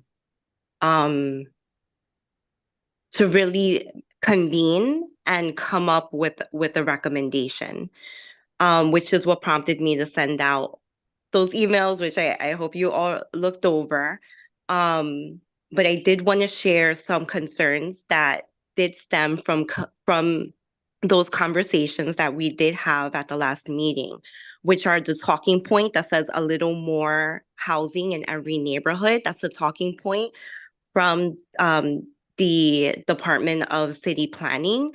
But there's nothing that really that's mandating for low density neighborhoods to create housing within basically their backyard. They'll have the opportunity to build more if they choose to. However, there's no specific mandate that will require that. And then if I can quickly add a couple of more concerns is that there is no cap on the size of studio units for that UAP housing. And for the income averaging, there's no requirement that would hold for those units to house 30% of AMI. Another concern that we heard from community members is that along the 4th Avenue corridor, I believe, correct me if I'm wrong, I'm trying to remember off the top of my head, but with UAP, developers would be able to go up on 4th Avenue. I believe it's 11 stories. And currently, there's no plan that's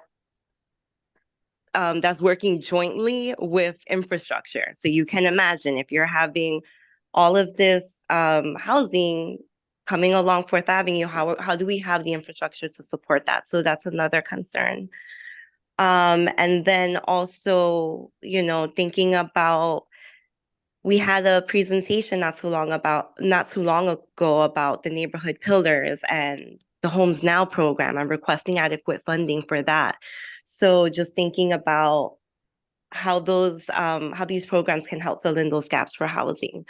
So before we move forward with setting a recommendation, I just wanted to be very clear that neither committee was able to really discuss this. So really happy to hear from folks on any potential recommendations before Diana moves forward with, whatever would like to be proposed.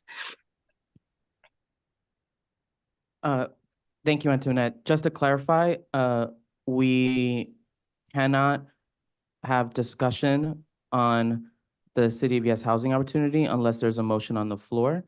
So we need to introduce a motion, it be seconded before we can discuss any adjustments to the motion.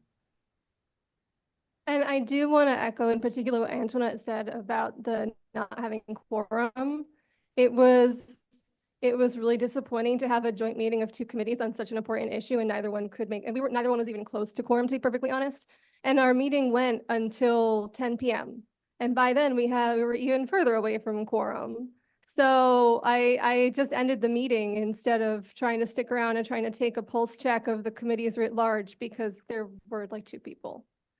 So in the future, I ask kindly that committee members come to meetings, and if that's not gonna fit with your life, then please resign from the committee. I Love to have you, but have a yeah. question for you Yes. in reference to attendance in person and virtual. Do you know what that is? Do you have more of your committee members attending virtually? I think it was about 50-50 at the last meeting. Okay, so just as I always say, we need to really look at quorum and voting. Jeremy? Microphone.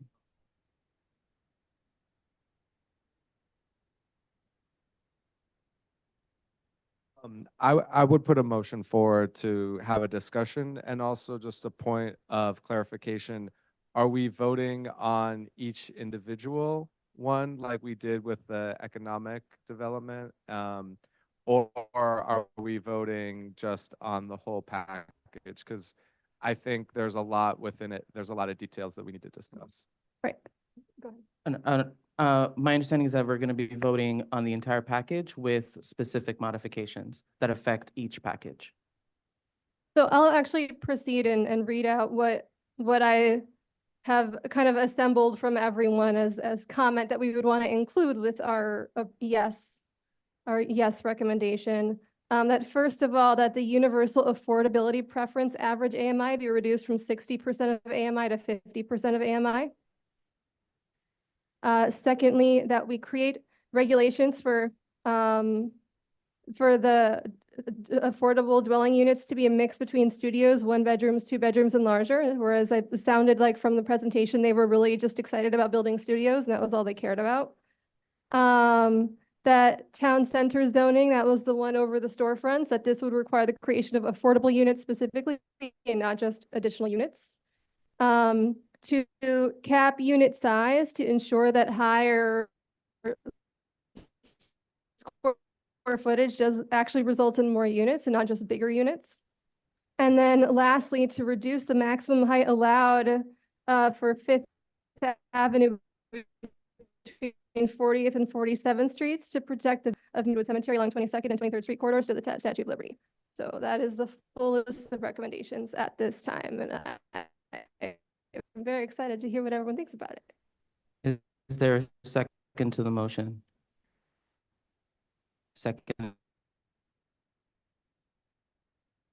And by Pat. Is there discussion on the motion? So I watched the presentation and I was very confused about the city's discussion of the unused rail and how that affected the zoning. I guess I would have to request an amendment to include discussion on, or a clarification from the city on what that means and whether that would allow us to say, get the trolley rails from the 40s on 39th Street removed from the street, because I know they mentioned stuff about activated and disactivated. So maybe, or would you rather say that things like this should be included in the feedback?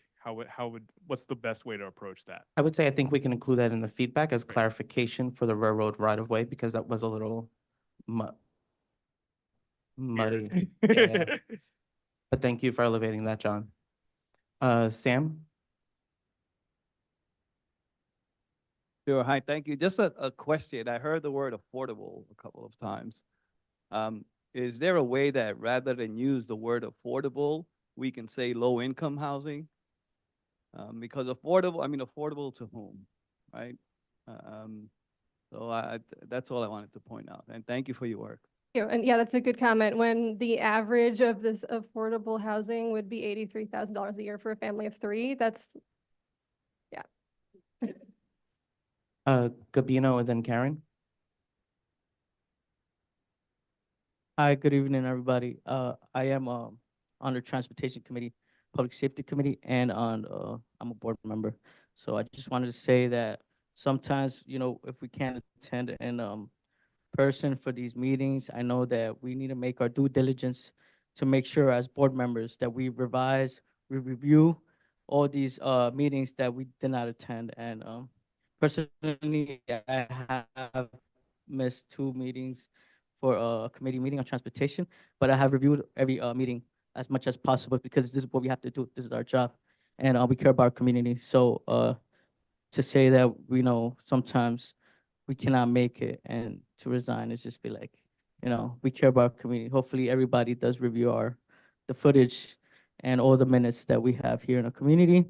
And I'm looking forward to having a motion brought forward to have recommendations from our chairperson, from our transportation committee, and our chairperson from our Diana Gonzalez from our meetings. Diana Gonzalez and Antoinette Martinez.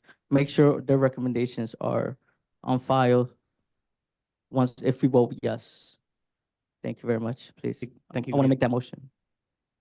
There's already a motion on the floor, which is the same. Karen?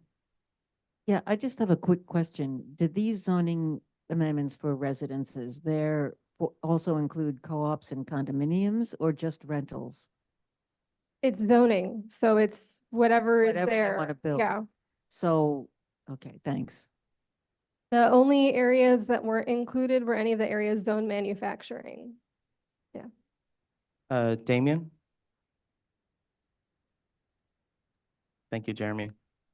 I guess I don't know if I'm allowed to introduce a friendly amendment to state from the 50, because going down from 60 to 50 is still not affordable for many people in this neighborhood. To even go down to even 30%. I guess that's my friendly amendment to add the text to say from 50 to 30%, because 50% is still not affordable because we're still allowed to build 30, 40, 60, and even up to 120% in these neighborhoods. I don't see how building 100%, 120% AMI in Sunset Park is benefiting us working class. It's only driving us out of the neighborhood. We don't want to see another park slope here. I don't want to lose my community residents. I don't want to lose my neighbors due to the fact of high income residents living here. And then all of that brings in, more people. It's not bringing in low income people. It's bringing in upper middle class people and the rich. And I don't want to see Sunset Park turning into the next Park Slope, because Park Slope used to be a working class community. And now Park Slope is no longer a working class community due to the fact with these zoning laws, and that shouldn't be a thing. We shouldn't be pushed out, because when we get pushed out, where are we supposed to go? Where are we supposed to live? Where is the real working class? The people who are doing delivery workers, the people who are washers, the people who are students like me. I'm a student at Brooklyn College. How am I supposed to afford quote unquote affordable housing that is 50%, 60%? That's not affordable with a job that's paying $17 an hour, or retail jobs. And yeah. Can you clarify your friendly amendment, because I heard multiple numbers? Yeah, to push the AMI from 50 to 30%. Do you accept that friendly amendment? 30 is very bold for me. I would be comfortable with 40. So you do not accept the friendly amendment. I do amend to 40. So is there That way there'll be 30% AMI apartments and 50% AMI apartments. So the friendly amendment was not accepted. Is there a second to Damien's friendly, now hostile amendment to reduce from 50% to 30%? Seconded by Gabino. So there is a motion on the floor. There is a motion on the floor to amend the main motion to reduce the AMI from 50% to 30%. Since it was not accepted as a friendly amendment, it is a hostile amendment, although Damien is not hostile. It does need to be voted on. So I would like to do this via roll call. Julio, to clarify though, I am like doing my own self-amendment to 40. We have to handle the This first, oh, okay. the first one before we can move on to the second. Julio, just a point of Jerry, do you have a clarification. question on the motion before? So, sure. Go ahead, Antoinette. So the recommendations that Diana's proposing are hers alone. They're not from the committee. So I'm just wondering, No, they're not from the like, what the committee. It protocol was, is. she made a motion. Sure, she made a motion from the floor and it was seconded. So now Okay, thank you. that's the discussion before, and that's what we're voting on. And to Jerry's clarification, AMI is area median income, and it determines it's a bunch of factors from citywide as well as Westchester County, which is not necessarily fair, but that is the federal standard for area median income. So just to clarify again, there is a amendment to the main motion on the floor to reduce the AMI from 50% to 30%. A yes vote is in favor of reducing the AMI from 50% to 30%. A no vote is not in favor of changing the AMI from 50% to 30% in our recommendation. So we will do a roll call vote. Thank you. When I call your name, please share your vote. If you're joining us on Zoom, please remember to unmute yourself, share your vote, and then mute yourself again. Let's start with Diana Aguilar. Thank you. I'm sorry, Diana Aguilar is yes. Griselle Amador? Griselle Amador is yes. Damian Andrade? Damian Andrade is yes. Jalia Bailey? Jalia Bailey is yes. Joan Body? We will get back to her. Gladys Bruno? Gladys Bruno is abstain. Jerry Chan? We will get back to Jerry Chan. Esteban Chavez? Esteban Chavez, yes. Richard Codor? Yes. Richard Codor, yes. John DeLuper?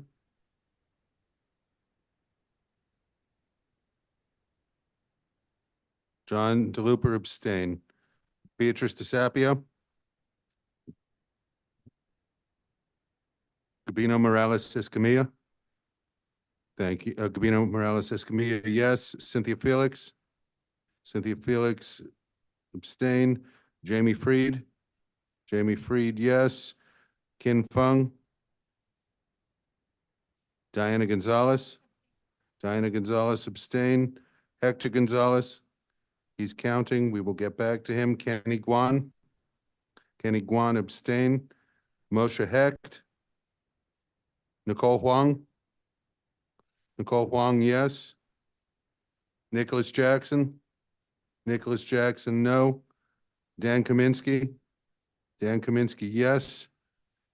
Jeremy Kaplan? Jeremy Kaplan, yes. Aaron Keith? Aaron Keith, yes. Wyco? Wyco, yes. Barbara Lee? Barbara Lee, yes. Christina Lem? She's in the room counting. We will get back to her. Christine Lee? Peter Lynn? Sam Lynn? Paul Mack? Antoinette Martinez?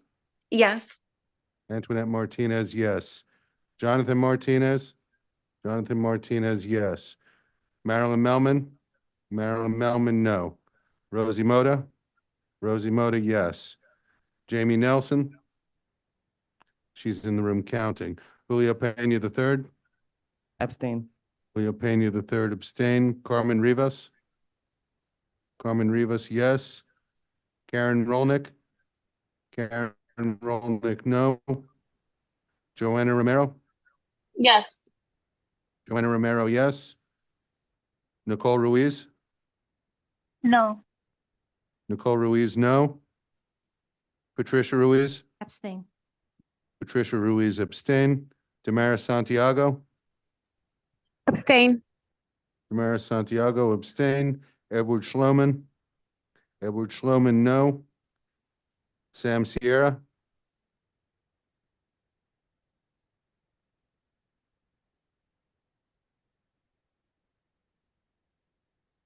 Sam Sierra, yes. Kalina Sorma? Kalina Sorma, no. Faye Walker? Catherine Walsh? Cesar Zuniga? Cesar's in the other room. Let's go back to Jerry Chan. Jerry Chan, abstain. We have 1, 2, 3, 4, 5 in the other room. Should we hold this open? Let's see if we can bring them in. Okay. Thank you. I will have to explain.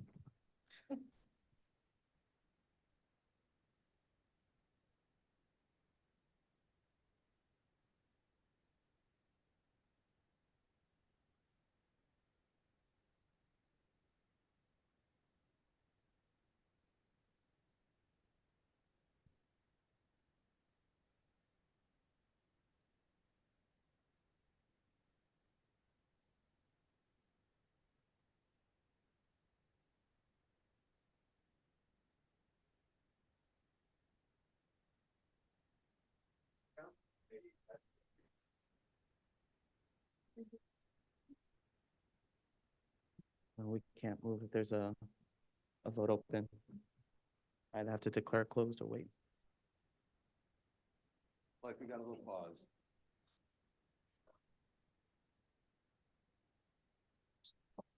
So 1 second. We are waiting for the members of the nominating committee to wrap up and they can come in and vote. Because the vote is technically still open, we cannot continue any discussion until the vote is officially closed. So I just ask for your patience while we wait for a moment or two for the nominating committee to return.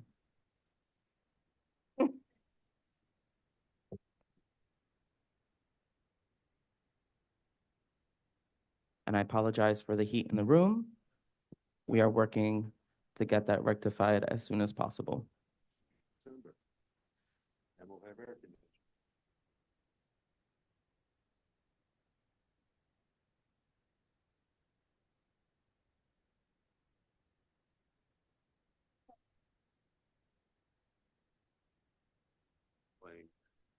We lose the one historical thing that we have.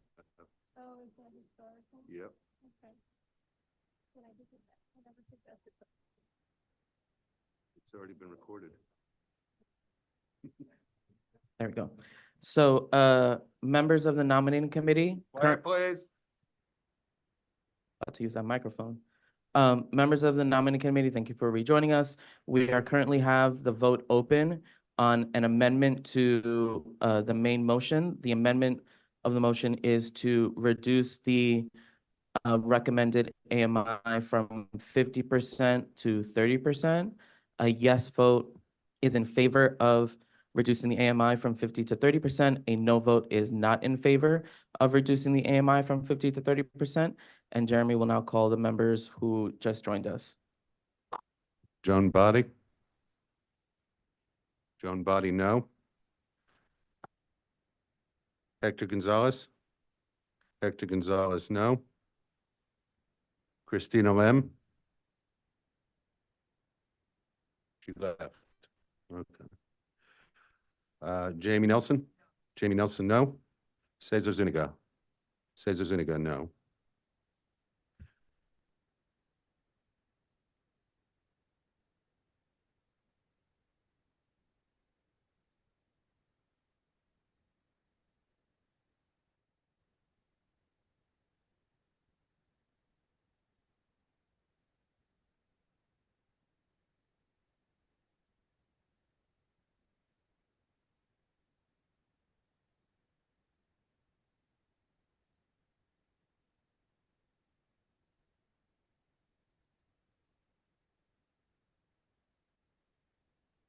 20 yes, 10 noes, 9 abstentions. The amendment passes. Thank you. So now we can continue discussion on the amended motion to approve City of Yes with the recommendations with the change that it is reduced from 50% of AMI to 30% of AMI. Is there any additional comments or discussion on the motion?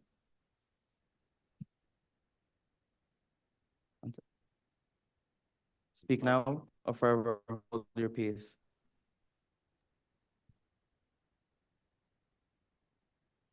Annette, thank you, first of all, for the email, the thorough notes. So the notes that you provided to us were notes that were compiled from both feedback and the committee meeting, correct? So that's the email that we clarification. received today. So that's the clarification that I would like to have, because there were a number of board members who had also circulated some recommendations. Is the intention that we vote on each of those? Each of the recommendations from board members? Correct. So no, there's a motion on the floor. If a board member would like to add a recommendation or change the motion, they can motion to amend to add what they'd like to add. Does that make sense? No. Okay, so there is a motion on the floor, which was seconded. The motion is to approve the housing opportunity text amendment with specific recommendations and modifications. One modification was just amended to reduce the AMI from 50% to 30%. If there's additional recommendations or modifications that any board member would like to add, they can do so now and must be either accepted as a friendly amendment or voted on by the full body if it is a quote unquote hostile amendment.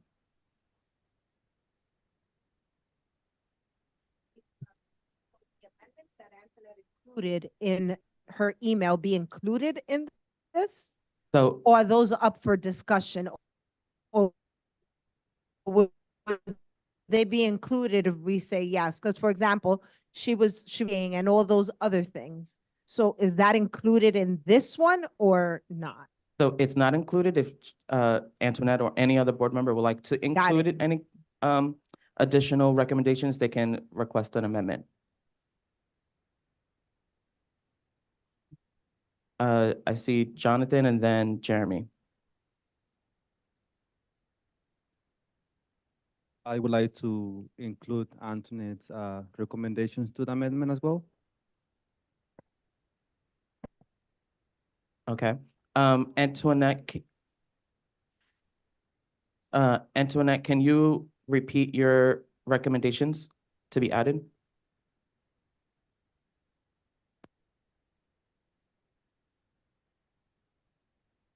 So well, the first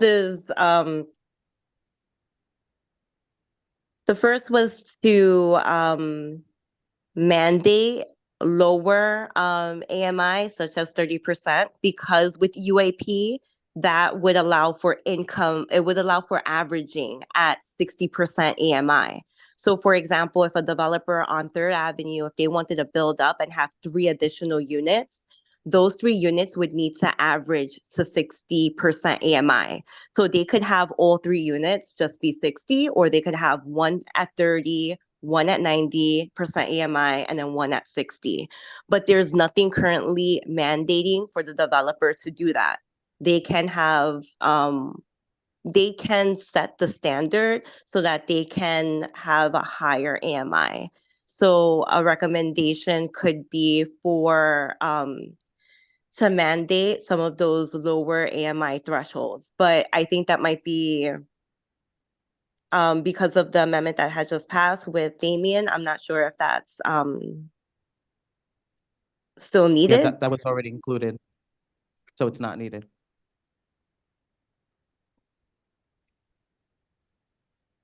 Okay, For Diana, just a quick question. When you included the view corridors, did you include within Sunset Park between 41st and 45th 41st and 44th on Fifth Avenue? Protection of that view corridor? Yeah, I have 40th and 47th on Fifth Avenue. So that includes that area. From 40th to 47th? Yes. Okay. And then 22nd and 23rd.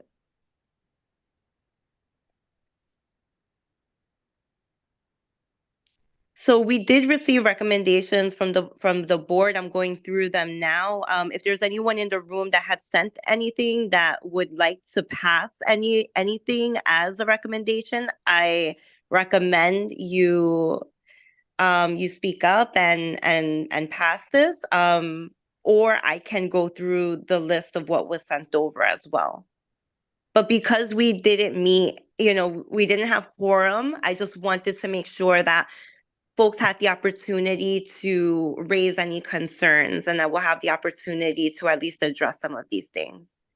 So, happy to go through the list. There were 7 recommendations that we received or points of discussion. So if you'd like to add that to the recommendations or modifications, you can do so. Okay, so you want me to read through the list? I mean, if you'd like to amend the motion to include the recommendations, specific recommendations or modifications, please do. We will move the motion on the floor. Sure, John?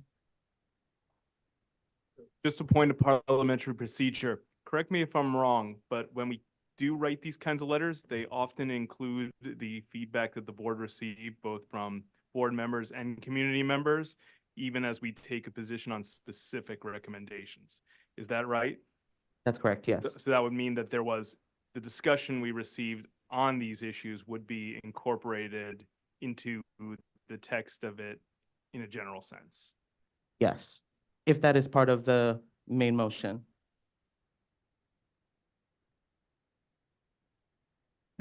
Jerry?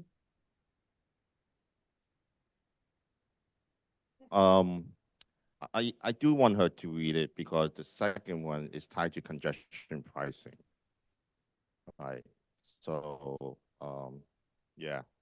So I kind of disagree with that. That is, we waiting recommendation that this is we have to tie this with the congestion pricing. So. Okay, I'm not sure specifically what you mean, but Yeah, so I could clarify. So I had circulated an email and my intention was because we did not have quorum and we were not able to have a discussion at the committee was to try to elevate and have as many voices from the board as possible involved in these recommendations. So thank you so much to the folks who completed the survey. I can go through the list so that we can briefly discuss the points that were sent over. So the first is City of Yas should be tied to upgrades in public transit infrastructure to accommodate increasing density.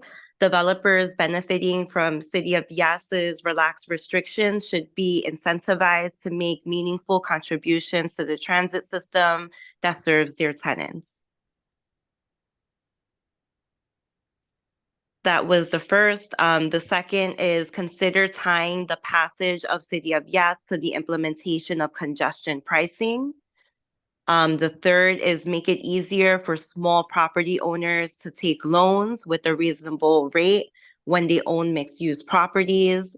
This is currently much easier for larger corporate organizations. There are significant barriers to taking a loan if you own 1 or 2 small properties.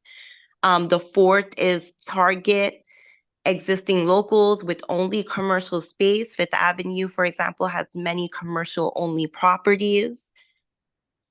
The fifth is create more opportunities for people to buy properties, not rent. Renting does not allow people to actually establish generational wealth.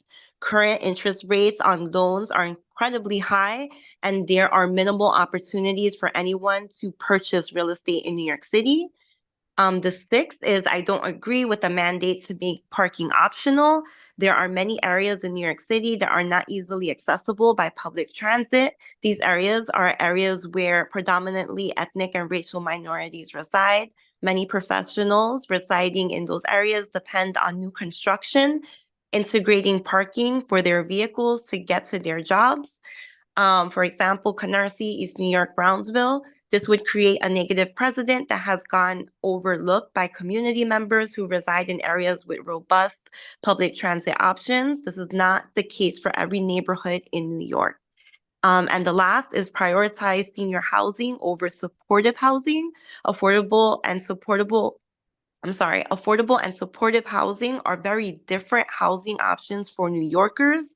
District 7 does not currently have the social resources to support individuals who would benefit from supportive housing. This would require more collaboration with NYU perhaps to establish personalized recovery-oriented service programs and targeted programs for individuals with social vulnerabilities.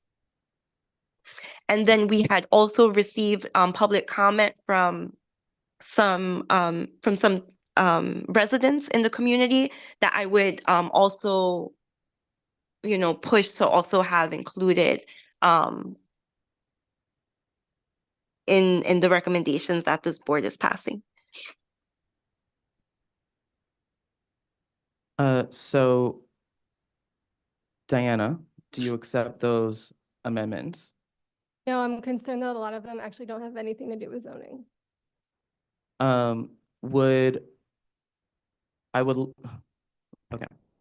I would like to include the comments Antoinette made as feedback, but not necessarily amending the specific Absolutely. motion. So I do think that some of them are relevant, particularly congestion pricing and the housing opportunity tied to congestion. So I do think we should add that to the feedback of the letter that we submit to DCP. I guess I'm making a motion to submit that as feedback. I'm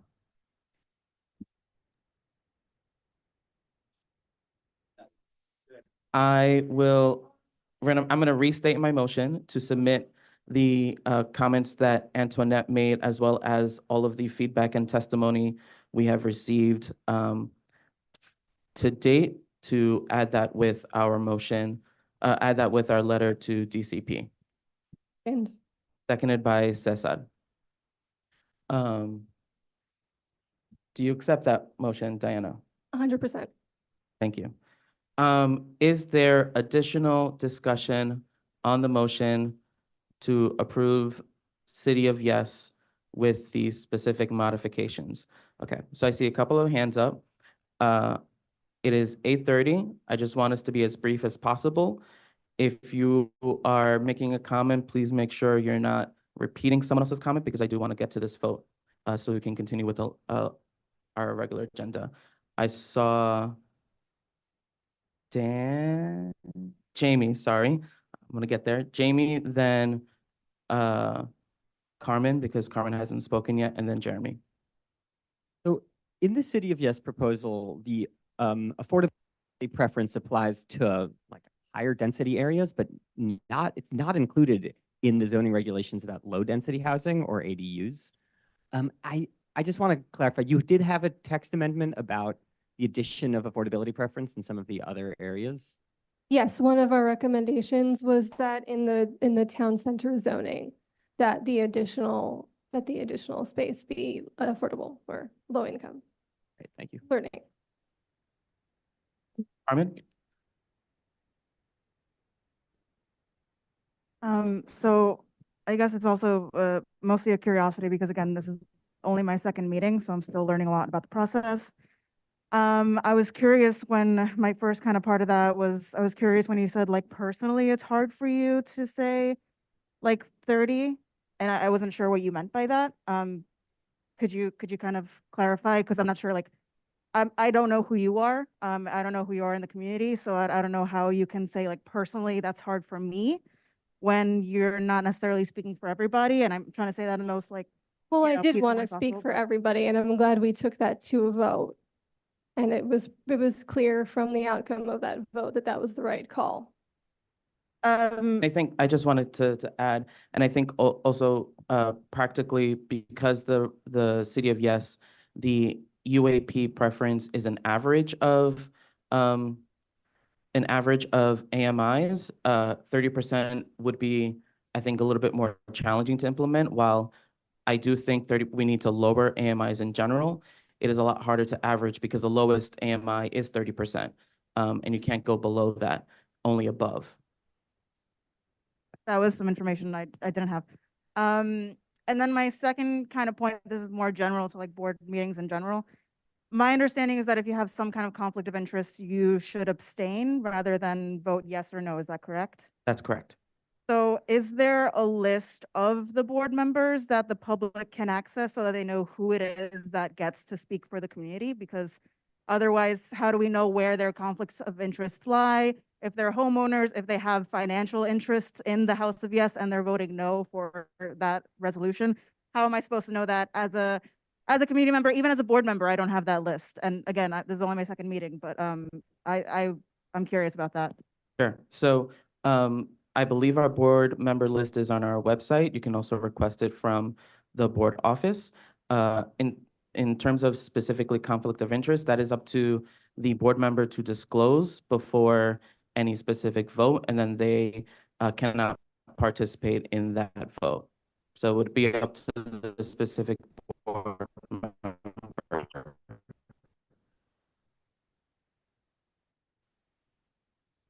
to disclose whether they're eligible to vote or not.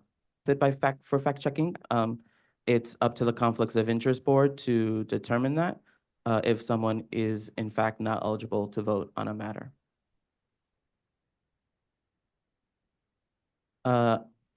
Jeremy, and then give me 1 second. So I'd like to present a motion that we vote on each individual part of City of Yes instead of voting to approve all of City of Yes with recommendation. I think one of the biggest things is that there are a number of issues that we haven't really dialed into. But for instance, the getting rid of mandating parking, the issue is that you're essentially saying that developers could build more, they get extra money, but nobody is actually going to say, oh, everyone who moves into that apartment will not have a car. What you're doing is putting cars onto the street. So the developer is basically getting a bonus while the rest of the city has to figure out the added traffic. And what we've seen from new developments is that a lot of those new developments have lots of parking, and a lot of those people on 4th Avenue in Park Slope want cars, use cars. So just because you sort of get rid of it doesn't mean that cars they disappear. So there's nothing in the City of Yes that mandates, oh, we will add additional transportation for, so that people don't use cars. It is literally just a bonus for developers. So I think it's important that we divide up this between just a broad blanket approval, but that we vote. So my motion is that we vote on an individual piece. We vote on, transit development. We vote on eliminating parking mandates. We vote on the universal, and we can say with the universal, we vote with this recommendation. I think that's the fairest way instead of having this sort of broad approval of it when there's so much nitty gritty that we are ignoring basically by a blanket approval. So your motion is to divide the question, just speaking in parliamentary language, so that we're voting individually on each item of City of Yes? Yes. Instead of a blanket approval. with the specific modifications that affect each item. Yes. So there is a motion on the floor to divide the question, to vote on each City of Yes item separately. I would like to just say, I appreciate the comments and feedback this evening.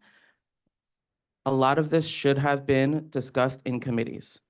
The board meeting is to move specific action items of committees. We are approaching 9 o'clock. I recognize as this is a large proposal before this board, and I also recognize that the committees did not have quorum, but that is the main issue here. So these individual specific discussions and recommendations should have been handled at committee. So I'm seeing a lot of head nodding of folks who are frustrated that it's late, it's hot, but that is because the committees could not submit a recommendation before this board. So the motion on the floor is to divide the question and to vote on each specific item separately. And we will do a roll call vote.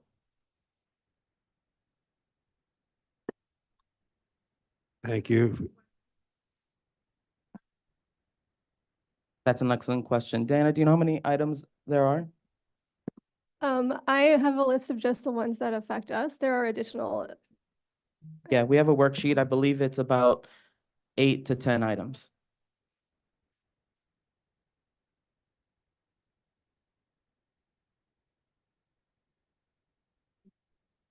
Yes.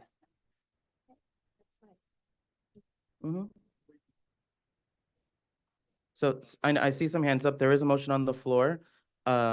We are about to do a roll call vote to divide the question to vote on each item individually. Yes vote is in favor of dividing the question. A no vote is not in favor of dividing the question and voting on it as the previous motion was submitted. There are 14. There are 14 individual items. Shall I call roll? Jeremy's going to call the roll. So if you're joining us on Zoom, please remember to unmute, give your vote, and then mute again. Let's start with Diana Aguilar. Diana Aguilar, no. Grisel Amador. Grisel Amador, no. Damian Andrade. Damian Andrade, yes. Jalia Bailey. Jalia Bailey, yes. Joan Body. Joan Body, no. Gladys Bruno. Gladys Bruno, no. Jerry Chan. Jerry Chan, no. Esteban Chavez. Esteban Chavez, no. Richard Codor. No. Richard Codor, no. John DeLuper. John DeLuper, no. Beatrice DeSapio. Gabino Morales Escamilla. Gabino Morales Escamilla, no. Cynthia Felix. Cynthia Felix, no. Jamie Freed. Jamie Freed, no. Kin Fung. Diana Gonzalez. Diana Gonzalez, no. Hector Gonzalez. Hector Gonzalez, no. Kenny Guan. Kenny Guan, no. Moshe Hecht. Nicole Huang. Nicole Huang, no. Nicholas Jackson. Nicholas Jackson, no. Dan Kaminsky. Dan Kaminsky, yes. Jeremy Kaplan. Jeremy Kaplan, yes. Aaron Keith. Aaron Keith, no. Wyco. Wyco, no. Barbara Lee. Barbara Lee, no. Christina Lem. Christine Lee. Peter Lynn. Sam Lynn. Paul Mack. Antoinette Martinez. Yes. Antoinette Martinez, yes. Jonathan Martinez. Jonathan Martinez, abstain. Marilyn Melman. Marilyn Melman, no. Rosie Moda. Rosie Moda, no. Jamie Nelson. Jamie Nelson, no. Julio Pena III. No. Julio Pena III, no. Carmen Rivas. Carmen Rivas, yes. Karen Rolnick. Karen Rolnick, no. Joanna Romero. Yes. Joanna Romero, yes. Nicole Ruiz. Patricia Ruiz. No. Patricia Ruiz, no. Damaris Santiago. No. Damaris Santiago, no. Edward Schloman. Edward Schloman, no. Sam Sierra. Sam Sierra, no. Kalina Sorma. Kalina Sorma, no. Faye Walker. Catherine Walsh. Cesar Zuniga. Cesar Zuniga, no.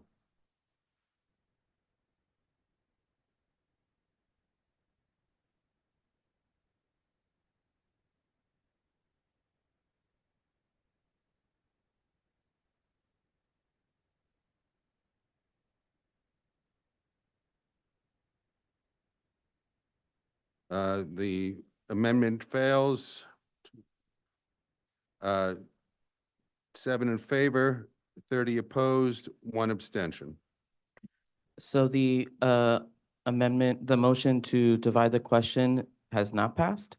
And we are voting on the recommendation presented to approve City of Yes with these specific modifications and to submit public feedback and testimony with our letter to DCP. Are there any additional questions? I saw, okay, we just use a microphone. Thank you, Cynthia. Hey, everybody. My name is Dan Kaminsky. Generally speaking, I'm in favor of City of Yes. I think there's been a lot of rich discussion. I think there's 2 points that I'd like to make. The first is on this discussion of 30%. That happened real quick, and there was 10 abstentions and 9 no votes, so it's pretty close. I voted for it, but now upon reconsideration, my thought is that, and I'm not a housing expert, but by having 30%, housing production probably would plummet because developers probably aren't going to produce too many units with 30%, and that may ultimately produce an upward pressure on rent. So it may actually be counter to the goals that 30% is trying to achieve. That might be the case. Again, I'm not a housing expert, but I think it's something to consider. I'm all for as cheap as we possibly can get in working class affordability, but I think that's something to consider. I'm not at the stage where I think we need to make a motion, but I'm putting that out there as kind of fodder for thought. And the second is in response to Jeremy's comments around parking. The thing I'm actually, I think, probably most excited about City of Yes for is parking optional. Parking takes away housing, and we need housing. And I think it's that simple. I think there's more to it. It's more nuanced, but just kind of putting that perspective out there as well. Thanks, y'all. Thank you, Dan. Joanna Romero? Yeah, I just have a question or point of clarification. Can I make a motion to table this vote for our next meeting? So since you made that as a question, I'm going to answer the question. You can make a motion to table. However, the City of Yes is currently in its public feedback phase, and our deadline to provide comment from this board would close, the window would close, I believe, at the end of this week. Is the first week of July. So if we do not submit comment today, we lose our opportunity to do so. Okay. Thank you. No problem. Jerry? So I'm hearing the recommendation, and you guys heard my comment about congestion pricing, but there's something I'm also hearing, right, from this, that we are talking about 4th and 5th Avenue. What about 7th Avenue? What about 8th Avenue, where there's a big population of Asians, right? We are focusing, that we need to focus more than 4th and 5th Avenue. So if we do make a recommendation, I want to make an amendment to change that, not just to 4th and 5th Avenue, but to the entire Sunset Park. What specifically are you? One of the recommendation in there was saying that, yeah, the feedback. Oh, it is the feedback. Are you talking about the view corridor? Yeah. You want to include 7th and 8th Avenue? Yes. Can you see 7th and 8th Avenue from Sunset Park? That's a genuine question. I don't know. There's a really tall building that I could see. Okay. Right, on 8th Avenue, 56th Street. Okay, roof deck. So would it be okay if we included that in our feedback to also look at? Thank you. He said yes. Any additional comment? Sorry, Gabino, I'm going to come to you second. Antoinette? So this is a proposal for the Housing and Land Use Committee to reconvene and have a conversation about these recommendations, and then propose for the board to hold an emergency meeting to come to a vote. Just because there are a lot of nuanced details that can go into this, and it just feels very rushed right now. And it just feels like we're not taking a lot of feedback from committee members into consideration during this conversation. So are you asking to table this discussion and return to committee for them to re-meet, vote, and then for this board to reconvene in July? Correct. And if needed, request an extension for this committee's vote Uh, to DCP if that's needed. Sure. Just to clarify, unless I'm mistaken, DCP does not grant extensions. I believe they allowed an extension for our previous vote. That for a single board, they would do it citywide. We can make them. So Jeremy's response was we have not heard them doing that for a single board. They have done for a citywide request, which I believe they did for economic opportunity. Yeah. Okay. So is there a second to the motion to table and reconvene? The motion has been seconded by Jeremy. This is a privileged motion, so it must be handled. The motion is to table for the Land Use and Housing Committee to reconvene and for the board to meet in July to vote on City of Yes. I would like to see if we can do this by a hand vote. Board members only, if you are in favor of tabling and reconvening at a later date, please raise your hand. Keep your hands up. Let's go, Jeremy Kaplan, Free hand. Jerry Chen, Damon Andrade, Carmen Rivas, Jalia Bailey, Joanna Romero, Antoinette Martinez.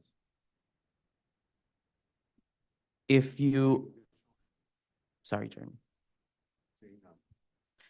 If you are not in favor of postponing, reconvening, and reconvening the full board, please raise your hand.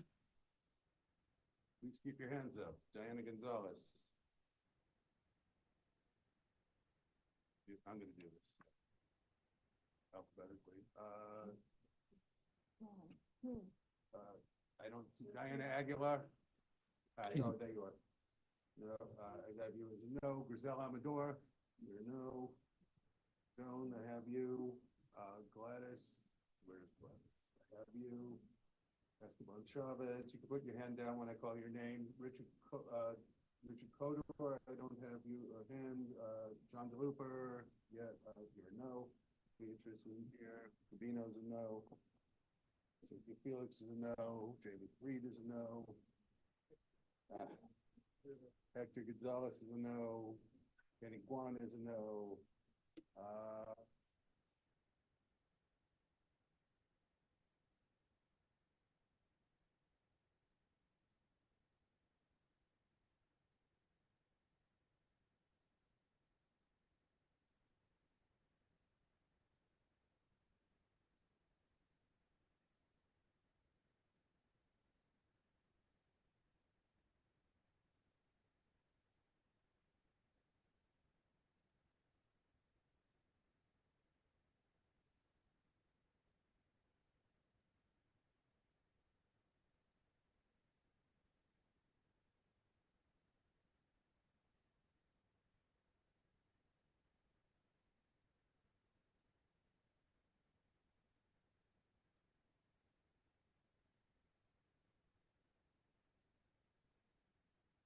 Are there any abstentions? Keep your hands up while I call your name. Jonathan Martinez is an abstention. Barbara Lee is an abstention. Damaris, I see your hand. Damaris, I see your hand is still up. I'm sorry, that was a no, and I forgot to put it back down. Sorry. Okay. That's okay, thank you. Anybody else for abstentions? So the motion to table while Jeremy counts does not pass, and we are proceeding with the vote to to approve City of Yes housing opportunity with the specific modifications as outlined, as well as submitting feedback that we have received. Motion to table failed, 7 yes, 28 no, 2 abstentions. I would like to move this to a vote. Gabino, you're gonna be our last person, so. All right, thank you. Just real The quick, brief. I know we had an issue with the question of parking and stuff like that. If I would like to present the feedback to make sure that just put it in the text of having these developers have parking for the residentials that are gonna live in the buildings. Make sure they have parking before. So Yes, if any, I believe that that was in the recommendation to look at parking okay, as part of the feedback. okay. I just want to make sure. Thank you. No problem. We are going to vote on the City of Yes housing opportunity with the specific recommendations. We are going to do this by a roll call vote, one of many this evening. A yes is in favor of submitting the approval with the modifications outlined and feedback and testimony. A no is not in favor of approving City of Yes with the modifications and feedback and testimony. Jeremy will call the roll. Joining us on Zoom, please remember to unmute yourself, give your vote, and then mute yourself again. Let's start with Diana Aguilar. Diana Aguilar, yes. Grisel Amador. Grisel Amador, yes. Damian Andrade. Damian Andrade, no. Jalia Bailey. Jalia Bailey, no. Joan Body. Joan Body, no. Gladys Bruno. Gladys Bruno, yes. Jerry Chan. Jerry Chan, no. Esteban Chavez. Esteban Chavez, yes. Richard Codor. Yes. Richard Codor, yes. John DeLuper. John DeLuper, yes. Beatrice DeSapio. Gabino Morales Escamilla. Gabino Morales Escamilla, yes. Cynthia Felix. Cynthia Felix, yes. Jamie Freed. Jamie Freed, yes. Kin Fung. Diana Gonzalez. Diana Gonzalez, yes. Hector Gonzalez. Hector Gonzalez, yes. Kenny Guan. Kenny Guan, yes. Moshe Hecht. Nicole Huang. Nicole Huang, yes. Nicholas Jackson. Nicholas Jackson, yes. Dan Kaminsky. Dan Kaminsky, yes. Jeremy Kaplan. Jeremy Kaplan, no. Aaron Keith. Aaron Keith, yes. Wyco. Wyco, yes. Barbara Lee. Barbara Lee, yes. Christina Lem. Christine Lee. Peter Lynn. Sam Lynn. Paul Mack. Antoinette Martinez. No. Antoinette Martinez, no. Jonathan Martinez. Jonathan Martinez, yes. Marilyn Melman. Marilyn Melman, no. Rosie Moda. Rosie Moda, yes. Jamie Nelson. Jamie Nelson, yes. Julio Pena III. Yes. Julio Pena III, yes. Carmen Rivas. Carmen Rivas, no. Karen Rolnick. Karen Rolnick, yes. Joanna Romero. I'm sorry, I didn't hear that. No. Thank you. Joanna No. Romero. No. Nicole Ruiz. Pat Ruiz. Pat Ruiz, yes. Damaris Santiago. Yes. Damaris Santiago, yes. Edward Schloman. Edward Schloman, yes. Sam Sierra. Sam Sierra, yes. Kalina Storma. Kalina Storma, yes. Faye Walker. Catherine Walsh. Cesar Zuniga. Cesar Zuniga, yes.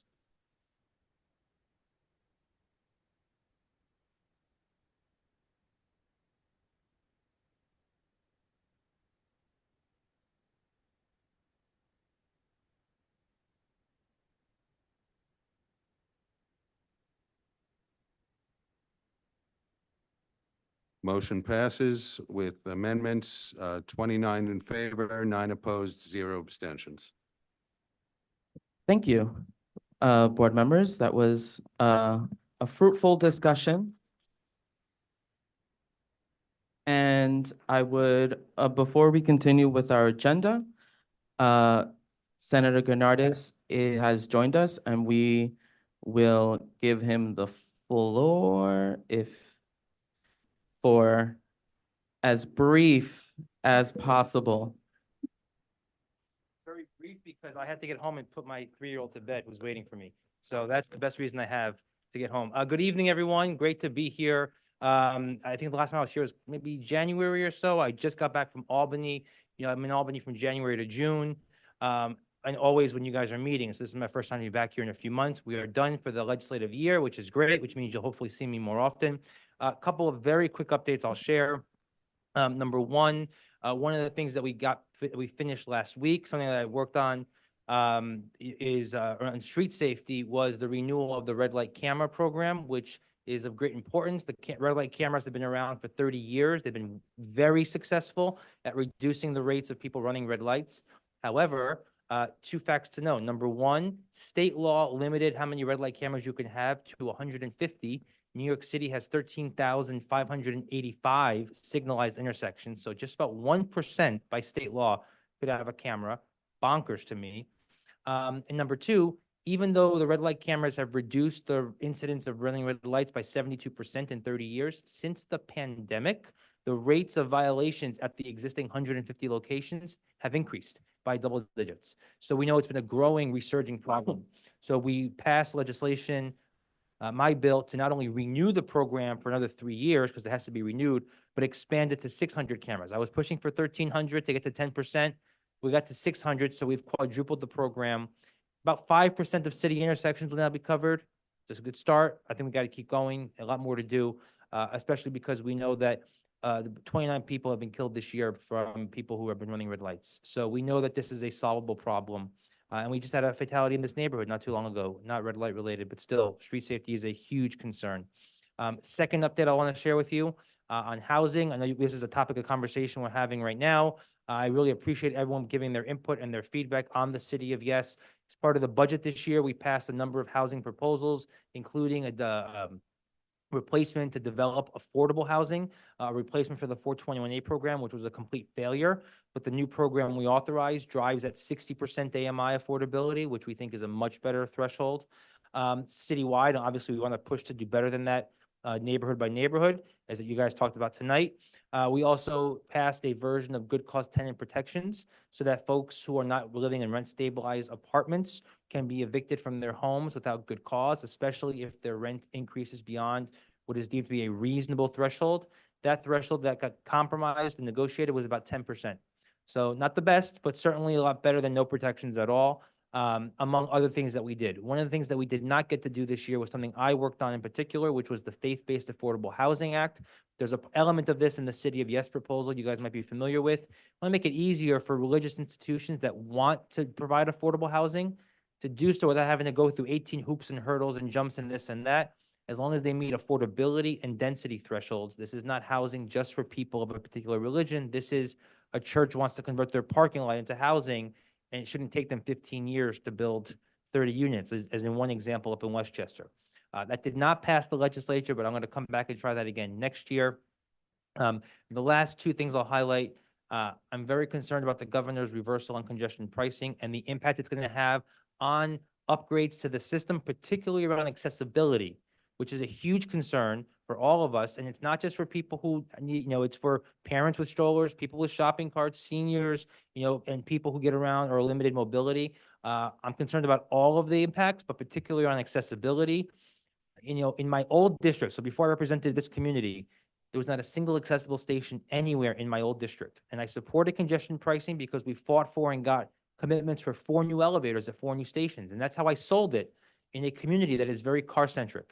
So in my view, defending the environment, cleaning up congestion, and improving transit is always a political winner. And we're going to do everything we can to figure out how we can recover from this. And the last thing I'll highlight, you may have seen in the news, doesn't touch this district officially, but it does directly. About a month or so ago, the city announced that it was taking over control of the Red Hook Port Marine Terminal in a swap with the Port Authority.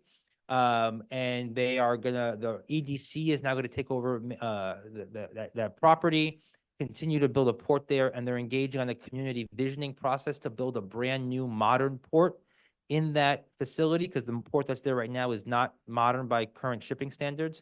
as well as consider future development of that site. It's a 122-acre site. Even though it's based in Red Hook, it has a huge impact on Cobble Hill, Red Hook, and Sunset Park, particularly because the city plans to use that site as part of its Blue Highway initiative, which is its way of getting trucks off of our streets and onto barges and getting freight off of our streets onto ships and barges to be able to create a brand new micro delivery port in Red Hook, instead of having to rely on all these tractor trailers crowding up our streets and, causing all these issues that we know we're dealing with, from last mile facilities to traffic to congestion to all of that. So city announced this plan. They announced it on a Tuesday. They called me at Tuesday, 6:30, said, we're announcing this tomorrow morning. What do you think? I said, hell no. Where's the community input? Where's the stakeholder input? Where's the whatever? They came back to us. We created a task force. It's chaired by the Congressman, Dan Goldman. Vice chair is myself and our council member, Alex Aviles. There'll be a robust community process as part of that, as well as community approvals every step of the way. And so you guys will be impacted by this, and so you'll be part of this conversation as well. If you have any questions about that, please feel free to reach out to my office at any time. A lot of the details are still unknown because this is still being built while we're talking about it. But my commitment is to make sure that this is a community-driven process for all of the communities impacted by this decision and what the future of this property can offer to the Brooklyn area. With that, that's a lot to say in one breath. I thank you all for your service to the board and for your work, and I look forward to seeing you all this summer in and about the community. So thank you. Thank you, Senator. And if you have questions, please call or email him. Moving on to the second roll call. Oh, yeah. Let's do nominating committee, because we're still with committee reports, and that is an unfinished item from the committee. Hi again, everybody. The roll was taken and counted in two different ways. Somebody say so? No, you're good. So for the nominees that are running unopposed, the current secretary will be called on, Carol Rolnick, to cast one vote for each of those members. Chairperson is Julio Pena III, who is running unopposed. Carol Rolnick, will you please cast one vote? I cast one vote for Julio Pena III. Thank you, Karen. First Vice Chair, Patricia Ruiz is also running unopposed. Karen, please. I cast my vote for Patricia Ruiz to be the first vice chairperson. Thank you. Second Vice Chair, Damian Andrada,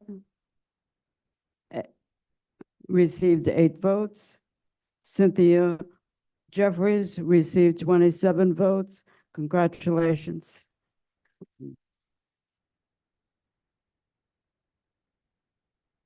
Secretary John DeLupa is running unopposed. I cast my vote for John DeLupa to be secretary. Thank you. Assistant Secretary Antoinette Martinez received 15 votes.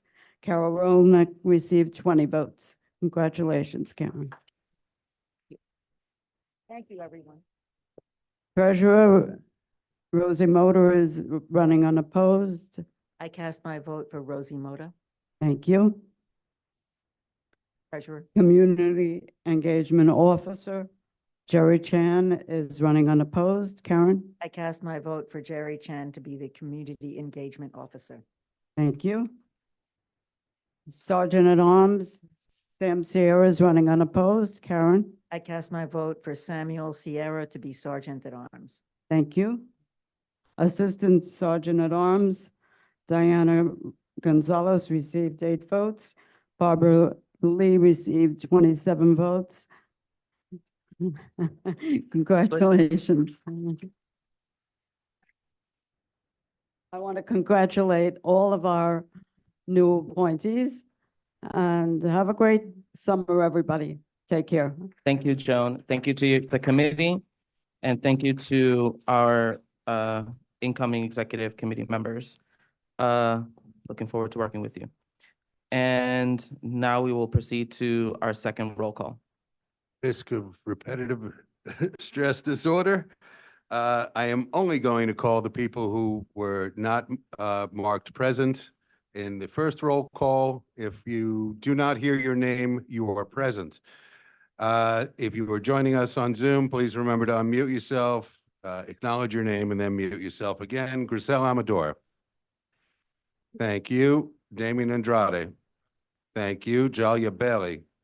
Thank you. Beatrice DeSapio. Kin Fung. Kenny Guan. Thank you. Moshe Hecht. Nicole Huang. Thank you. Jeremy Kaplan. Thank you. Quiet, please. Christine Lee. Peter Lynn. Sam Lynn. Paul Mack. Carmen Rivas. Thank you. Joanna Romero. Here, present. Thank you. Catherine Walsh. Roll has been called. Thank you. Moving to our other agenda items, I'm going to table my chairperson's report and submit it via email. Thank you. So, ouch. Submit it via email to the board. Yeah, thank you. With the exception of the CB7 social that we are hosting at the end of June, June 26th at 6:30 p.m., I believe, at Loren, which is just up the block. I encourage everyone to attend, and I'll see you there. Moving on to the district manager's report. I'm not going to speak for the district manager, but I believe he will be tabling his report. Oh. You can table it. I can. I will be tabling the district manager's report. Moving on. Moving on to old business. Is there any old business? You have a question? And any new business? What microphone, please?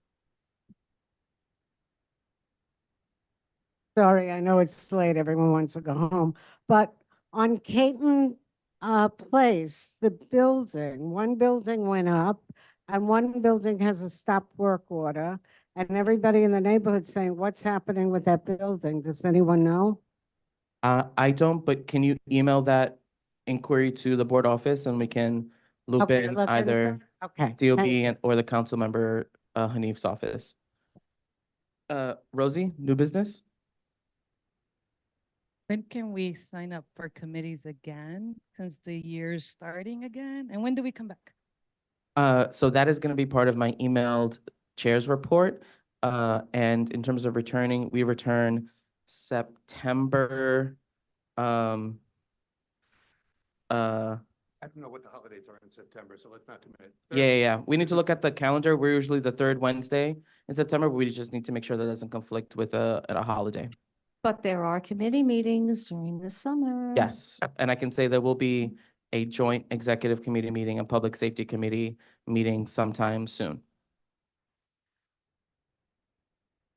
And I'm not even gonna go there. Any other new business?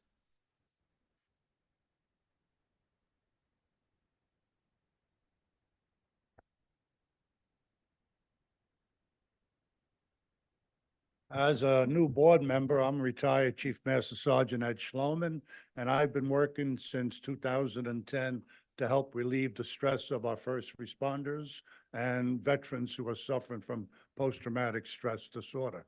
I teach with the David Lynch Foundation, Transcendental Meditation. I've trained over 175 active duty police officers on how to handle stress. And after tonight, I offer that services to everybody here.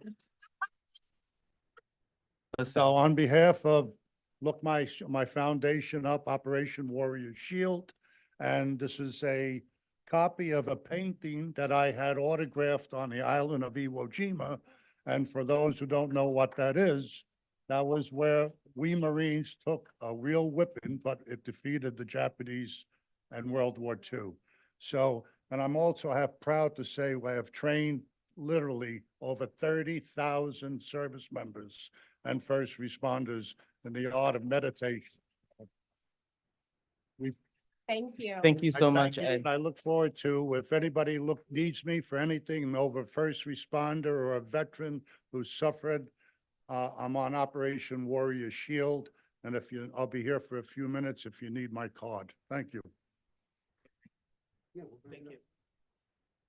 Thank you, Ed. We're gonna hang this up.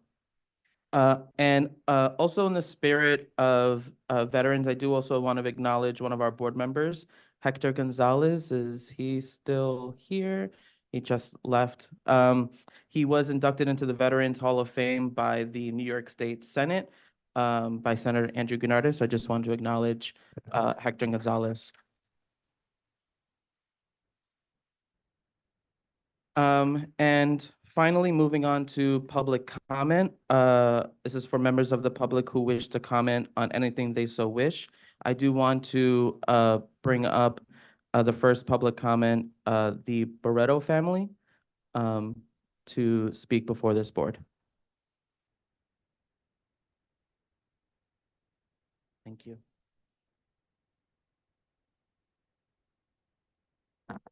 Good evening, everyone. My name is Vivian Barreto. I have been a member of the Sunset Park community since I was born. So for 53 years, this has been my community. I have lived on 60th Street my entire life, and my dad's life was taken. My dad was hit by a moped or motorcyclist on Monday, June 3rd, and he died on June 6th. So I am here to plead with all of you. We are all from this community. I've been a teacher in this community. I am now a parent coordinator on 60th Street and 59th Street under the Gowanus on 2nd and 3rd Avenue. And I am here to plead with you. We cannot continue to let this nonsense go on with these mopeds, okay? We have tons of people who are afraid to step out of their gates because people are driving. The guy who killed my father had a suspended license. He had no insurance. He had 70 arrests, 70. And he came from Bay Ridge to come to our neighborhood, and he killed my father. And that is unacceptable. I just buried my father yesterday, and my father was a staple in this community. He came from Puerto Rico. There are 13 children, and he was one of the oldest. My uncles are here, my family, my cousins, and the representatives that are here to support me. And I am asking you and begging you because I have been here for 5 decades. So I know that this is very serious. And this accident happened on the corner of my father's house. He lived at 530 60th Street, and it happened right across the street at OLPH. I have put it on Facebook, and I ask you to please, please reach out to the senators. It is not okay that this guy is out on a misdemeanor and he's walking around looking to kill somebody else, and to be arrested 5 times in 1 year, 2022, to take other lives. It's unacceptable. And the laws need to be changed. My father was a victim. My father was 82 years old and was listed. He was a veteran in the military. He came to this country without speaking a lick of English, and he learned to speak English, worked for Chase Manhattan Bank, took off his suit, and worked hard with his nails, with his hands, with his fingers. And to see him suffering at NYU Langone and to be listed as Kappa 20 Kappa because he left my house without ID, and all he had in his pocket was a little screw, a pen, and a few dollar bills.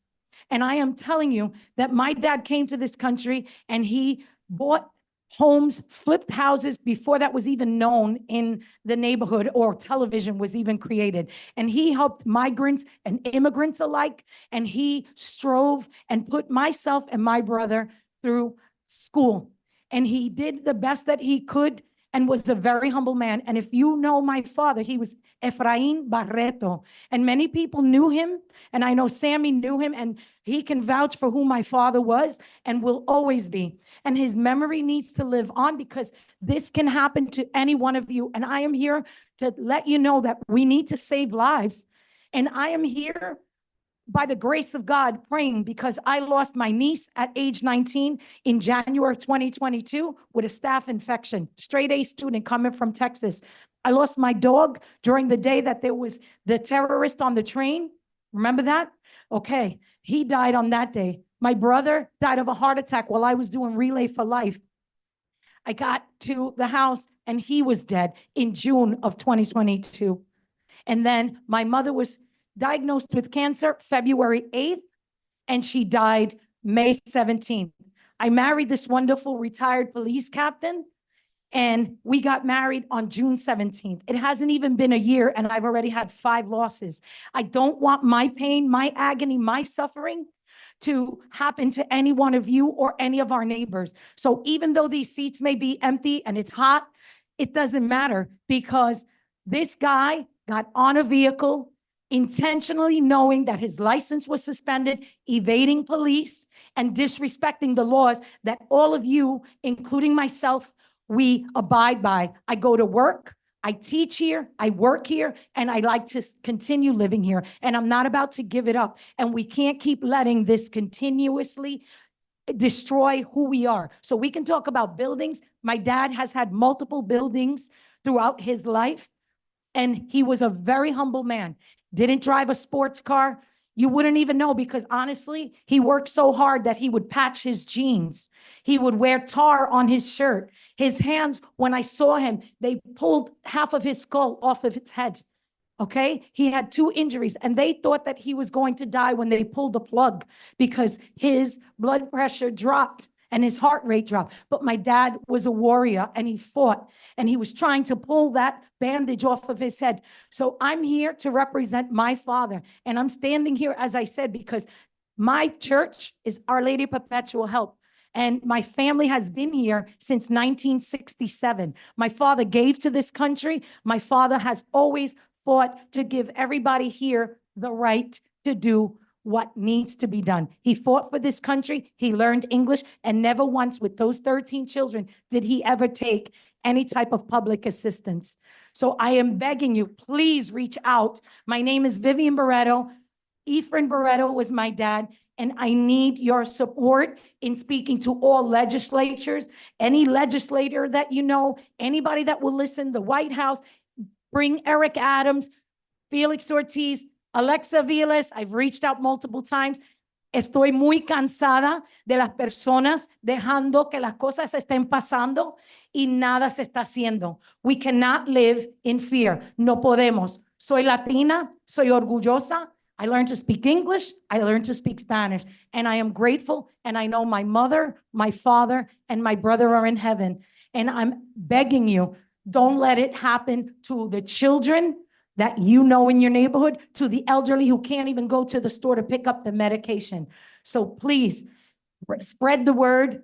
I put it out on Facebook. I am just one person, but together we are all human. And I beg of you, please take this seriously and don't let them take over this area that we're living. This is our neighborhood. And this guy is a career criminal, and he's gotten off and he continues to evade the police with a slap on his hand. And right now he's driving in your neighborhood, maybe your backyard, or possibly doing whatever he wants to do. So his party has to end.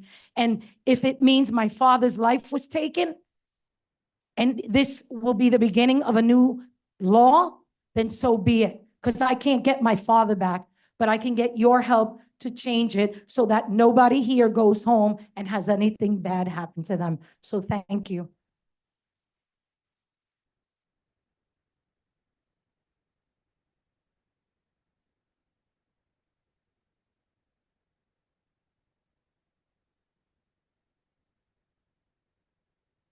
Suspended license is when could be given for a lot of reasons. Some of the reasons are you've pulled over numerous times, you're given summonses, and you don't pay the summonses. Another reason is had multiple accidents, and the DMV deemed you dangerous to have a license, and they take it away. This person was that. This person was that. He just total disregard. It wasn't an accident. In our opinion, it was intentional, and he should not have been driving that scooter that day. The e-scooters here are out of control too. There's no registration. I personally crossed the very avenue that this happened almost every day, and multiple times I almost got hit. I think we really should work on getting e-scooters registered and hopefully the police enforcing it more. You know, he was a good man. She's a great person, and it's just, it's not an accident. When anybody passes away, it's tragic. He was killed, and it should not have happened. But thank you. Please. Out to Eric Gonzalez, the DA. Please reach out to Jonathan Johnson, because they have the power to make the changes that we need. My father was a victim, and I am here suffering. I have no father, I have no mother. My immediate family, although I have uncles and aunts and cousins who are here today, we all work. We don't live in low income housing. We work. My father would be building and painting. We just keep outside of our home at 5:30. I'm at 463. I could have gotten married and moved to Staten Island or Jersey like the rest of the people. But I did not, because I believe in Sunset Park. I believe in the children of Sunset Park, and I won't stop believing in everybody and everything. Because Sunset Park, it runs in my blood. It's not park slope, up slope, down slope. It is Sunset Park, and we need to make sure that it stays with the people who love it. That's why you're all here, even though we were all sweating, right? We were all here, and I appreciate that you gave me that time. But please, some of you may not want to reach out. If you don't, be the voice for the voices. My father cannot speak, but if it happened on his block and if he knew somebody, it would have happened. I can tell you that in my family, one of the youngest uncles had been murdered tragically. They took his life. They shot him in the head. This was back in the 70s. Okay, and it took 14 years to extradite the murderer who left and fled to Pennsylvania, Staten Island, then Puerto Rico. But it took 14 years with my father and the DA's office following up, and we finally got justice for him. So I'm asking for justice for not just my dad, but to save others' lives. That's the most important. That's why we come to these community board meetings. That's why we come together to discuss it. We can't keep talking about it. They need to know that my father, how he was listed on Brooklyn, Bronx News Channel 12, resident of 82 years old. My father was not a resident. My father was a real man with a name, Stephen Loretto, with a real life, with a real hardworking business mind who only went to high school, but he learned just from living and speaking to people because he loved his community. And you can ask in Clarimar, you can ask Miriam's Flower Shop, you can ask Our Lady Perpetual, because that's how long he's been in this community. So please, I beg of you, I know it's summer, crime doesn't stop. And this guy is out there today living his best life while I'm here grieving my father. So thank you, and no, he committed a crime. He's not remorseful. You're not remorseful when you do something 70 times. And although the law may say, well, you know, he was remorseful and he had the right. No, he didn't have the right to take my father's life. He didn't have the right to get behind a motor vehicle that his license was suspended, and he didn't have the right not to have insurance. I don't drive, and I know that I should not be behind a vehicle because I can kill somebody. And he knew he could, and he didn't care. So he needs to get the maximum penalty, and more importantly, we need to save lives by changing these laws. And thank you for letting me speak. Thank you. Thank you for sharing, and our thoughts are with your family. Are there any other members of the public who wish to speak? Okay, I see Melissa, Roxanne, my neighbor, and gentleman over here. So in that order, if you can just come up. Okay.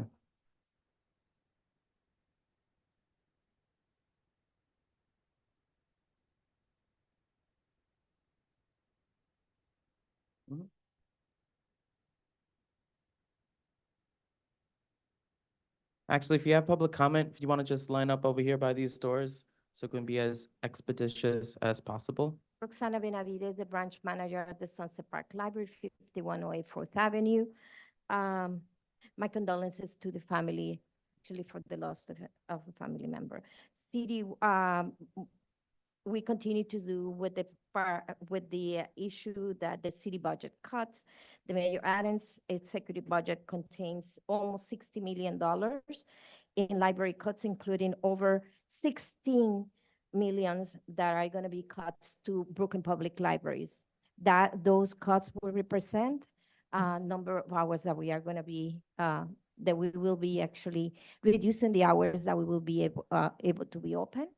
And then also our collections are going to be, and our programs will be reduced to that. So please visit our website, and you will be able to vote and let our elected officials how important libraries are for you. Also, in addition to that, we are participating in participatory budgeting. We actually have some postcards over there, and at the library also we have some of the ballots. You can come and submit your votes for that. We are going to be having a book sale. Our friends group is going to have a book sale on Saturday, June 15th from 10 to 5 p.m. And we hope that you can support us actually coming and buying amazing books that we have, you're going to have available in that. We also have mentioned that we are going to be having an emergency resource fair on Saturday, June 22nd at 11 a.m. from 11 to 2. Please join us. Thank you. And I think it would be wishing everybody a great summer too. Thank you, Roxanne. Our next speaker? Next speaker? If you could just state your name. I can Hi. pass it out while you Okay. speak. I'm trying to make it quick because nobody wants to be here anymore. And that's all right. All right, thanks. A picture is worth 1,000 words. I thought that this would be quicker. Just state your name for the record, Oh, please. Dana Gallagher, sorry.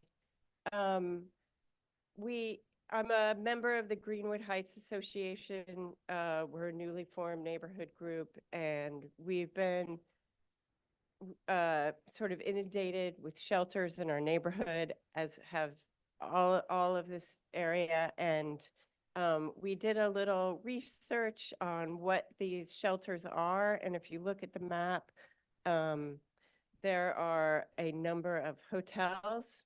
There's a lot of hotels, in fact. There are 23 hotels just in the bit that we've mapped, and at least 13 of those hotels are now shelters. And they're proposing to do a new shelter on 25th Street, a 300-person shelter. There's already a shelter on 24th Street, 25th Street, 26th Street, I think 27th Street, and going the other way, it keeps going.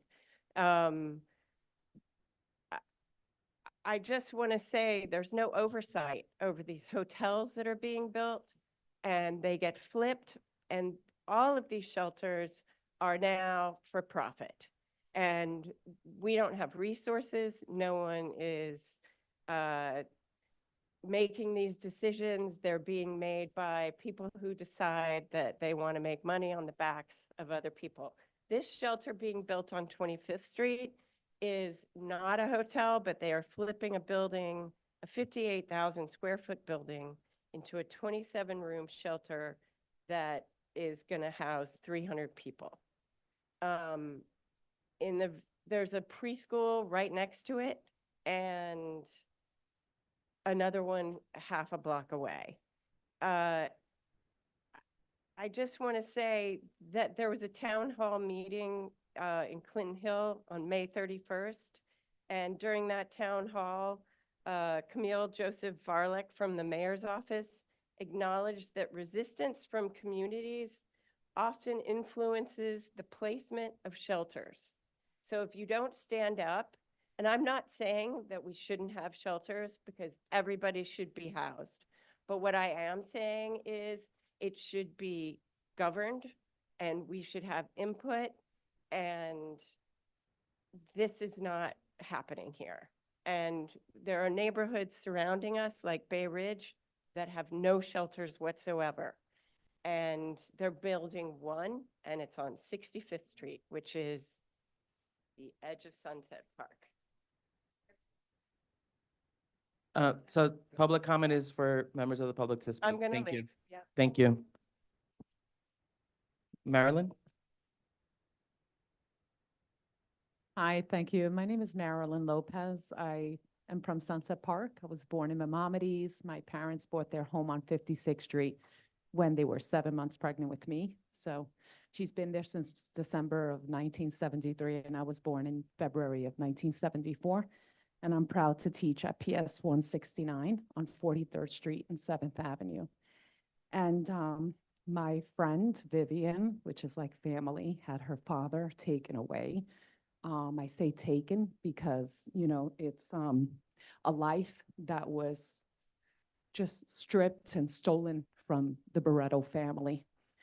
This family has been through quite a lot, so if you can have them in your thoughts and prayers, it would be greatly appreciated.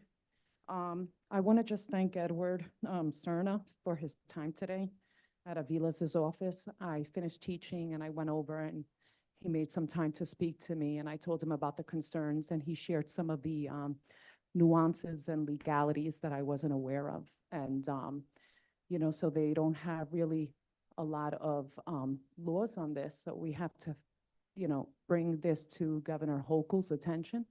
There is a law that is trying to be pushed through legislation to provide more eyes on this issue of mopeds and registration and legalities of these mopeds. My mother is 82. She lives on 56th Street, and I'm very concerned for her. All my sisters and I are. And also, if we can, I'm asking if you can please call Marcela Mitanes, Assembly Member Marcela Mitanes, as well as Gunardis. He was here, and I'll be visiting him at his Bay Ridge office tomorrow. He's at Brennan's office on Mondays and Thursdays, so we can go there. And I just want to say that I know the Barreto family, and I'm so sorry, Vivian, for your immense loss in a very cruel manner.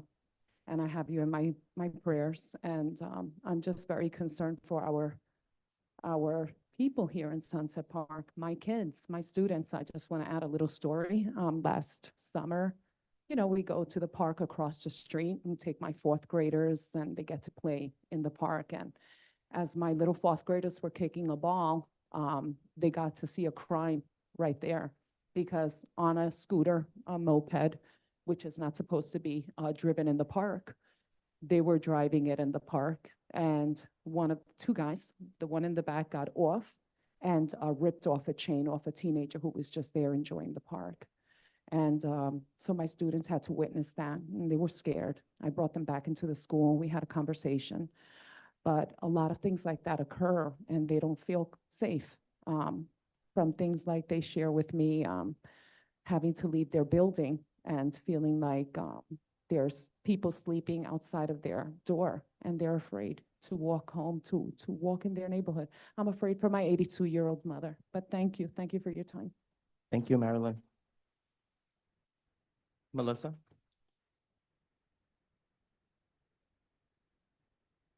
So I wrote what I had to say. My name is Melissa del Valle Ortiz. I live here in Sunset Park.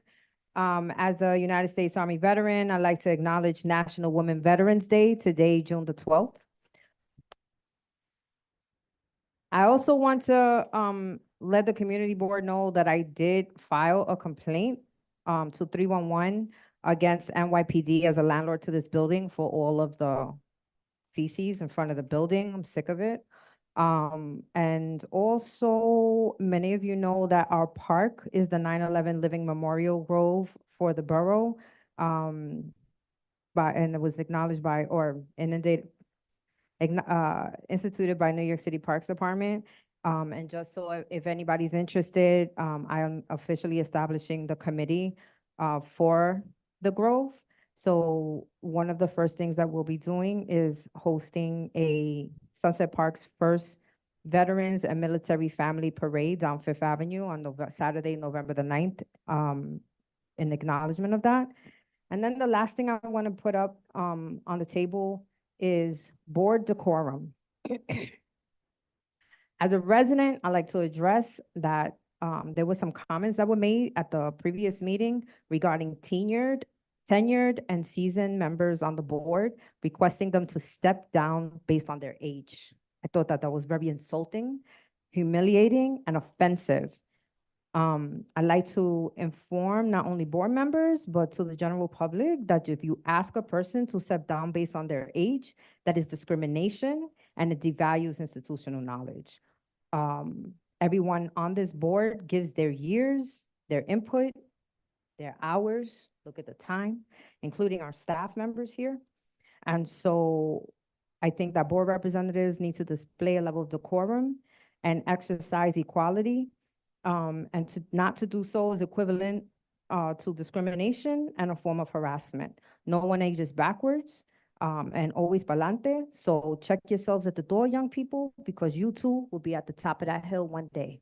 Thank you. Thank you, Melissa.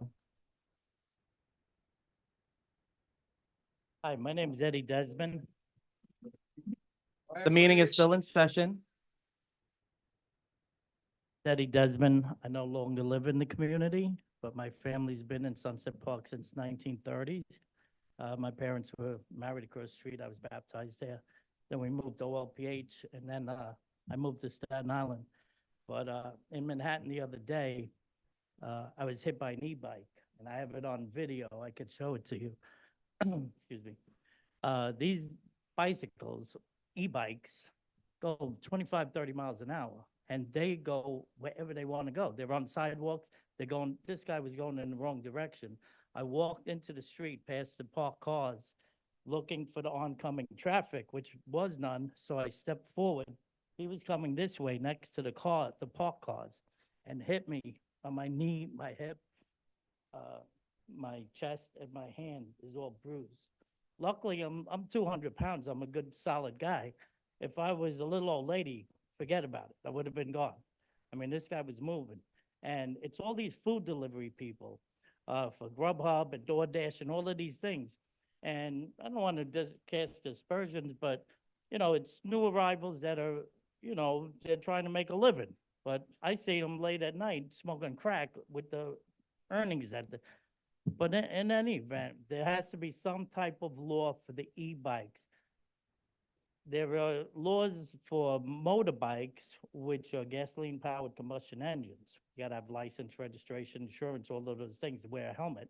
There's no laws at all for e-bikes, and something has to be done to regulate them in some way. Thank you so much. Thank you.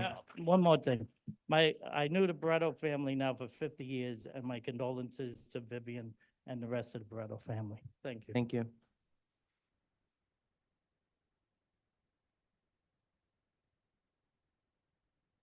My name is Sam Barreto. I'm going to make this short. I know we all need to go. My brother was a great guy. He took a lot of these buildings here, like on 59th Street and 4th Avenue, when they were overrun, you could say, to keep it nice. And he would sit down with these people and tell them, listen, we have to stop this. He cleaned those buildings up. Several of my brothers cleaned up 4th Avenue between 59th and 60th, one of the hottest spots in this neighborhood many, many years ago. I just want to say, I do some designing and things. I've worked with schools. I've built sets for schools. I've worked with Narrows Community Theater to help raise money for public schools, for cancer. You know, I've done my share. I did a show for Dewey. I helped them celebrate their 25th year anniversary. But anyway, to keep it short, I never could understand the design of what started out as innocent bicycle paths to what is more like, I don't know, it's just nuts. I don't understand it. I've been raised like a regular kid, you know, in the streets, you could say. But I worked at the New York Aquarium from 1 to 10 o'clock at night. You know why? because I'm closed behind gates and I feel safe. Even out in Coney Island, I feel safe behind gates because the streets are nuts. And I know as a regular person with a regular pulse that if, you know, I just can't, I can't take it. I can't understand it. It's not logical. There's no logic. Again, it started out nice, you know, students and stuff, but these lanes are not being used. They're not being used the right way. And the stupidest thing is, pardon, and I'm leaving after this. I have a 28-year-old son, big kid, always worked, went to Brooklyn Tech, smart boy, never gave me a headache, ever. But when I drop him off at the train, he goes to work till 2 o'clock in the morning. I said, son, be careful. Careful you don't get hit by a scooter. I almost got wiped out. Before this happened, without even thinking about it, I said, oh my God. Now that I think about it, I almost got hit by 2 scooters buying bread on 30th Street and 5th Avenue, Brooklyn Bread. Listen, it's nuts. It doesn't make sense. It's not logical. Without that bicycle lane years ago, a bus on 4th Avenue couldn't go. We just haven't had any heavy snow. That's just what I'm waiting for, heavy snow. Because the traffic isn't gonna move, I'm saying. The traffic's not gonna move. It didn't move back then, and I don't understand it. It's really not logical, and it doesn't make sense. And I spend about $700 a month to drive my car, just to Coney Island and home. 700, that's what it costs. $700, gasoline, insurance, not to mention repairs and all that other kind of stuff. Anyway, I'm gonna go, but, you know, I feel sorry for you all, honestly, because, like I said, I'm safe. I'm behind a cage. I'm behind a cage with security because it's not safe out here. That street thing has to change. It doesn't make sense. Thank you so much. Thank you. And with that, I would like to adjourn our June board meeting. Have a great summer. Have a wonderful summer, everyone.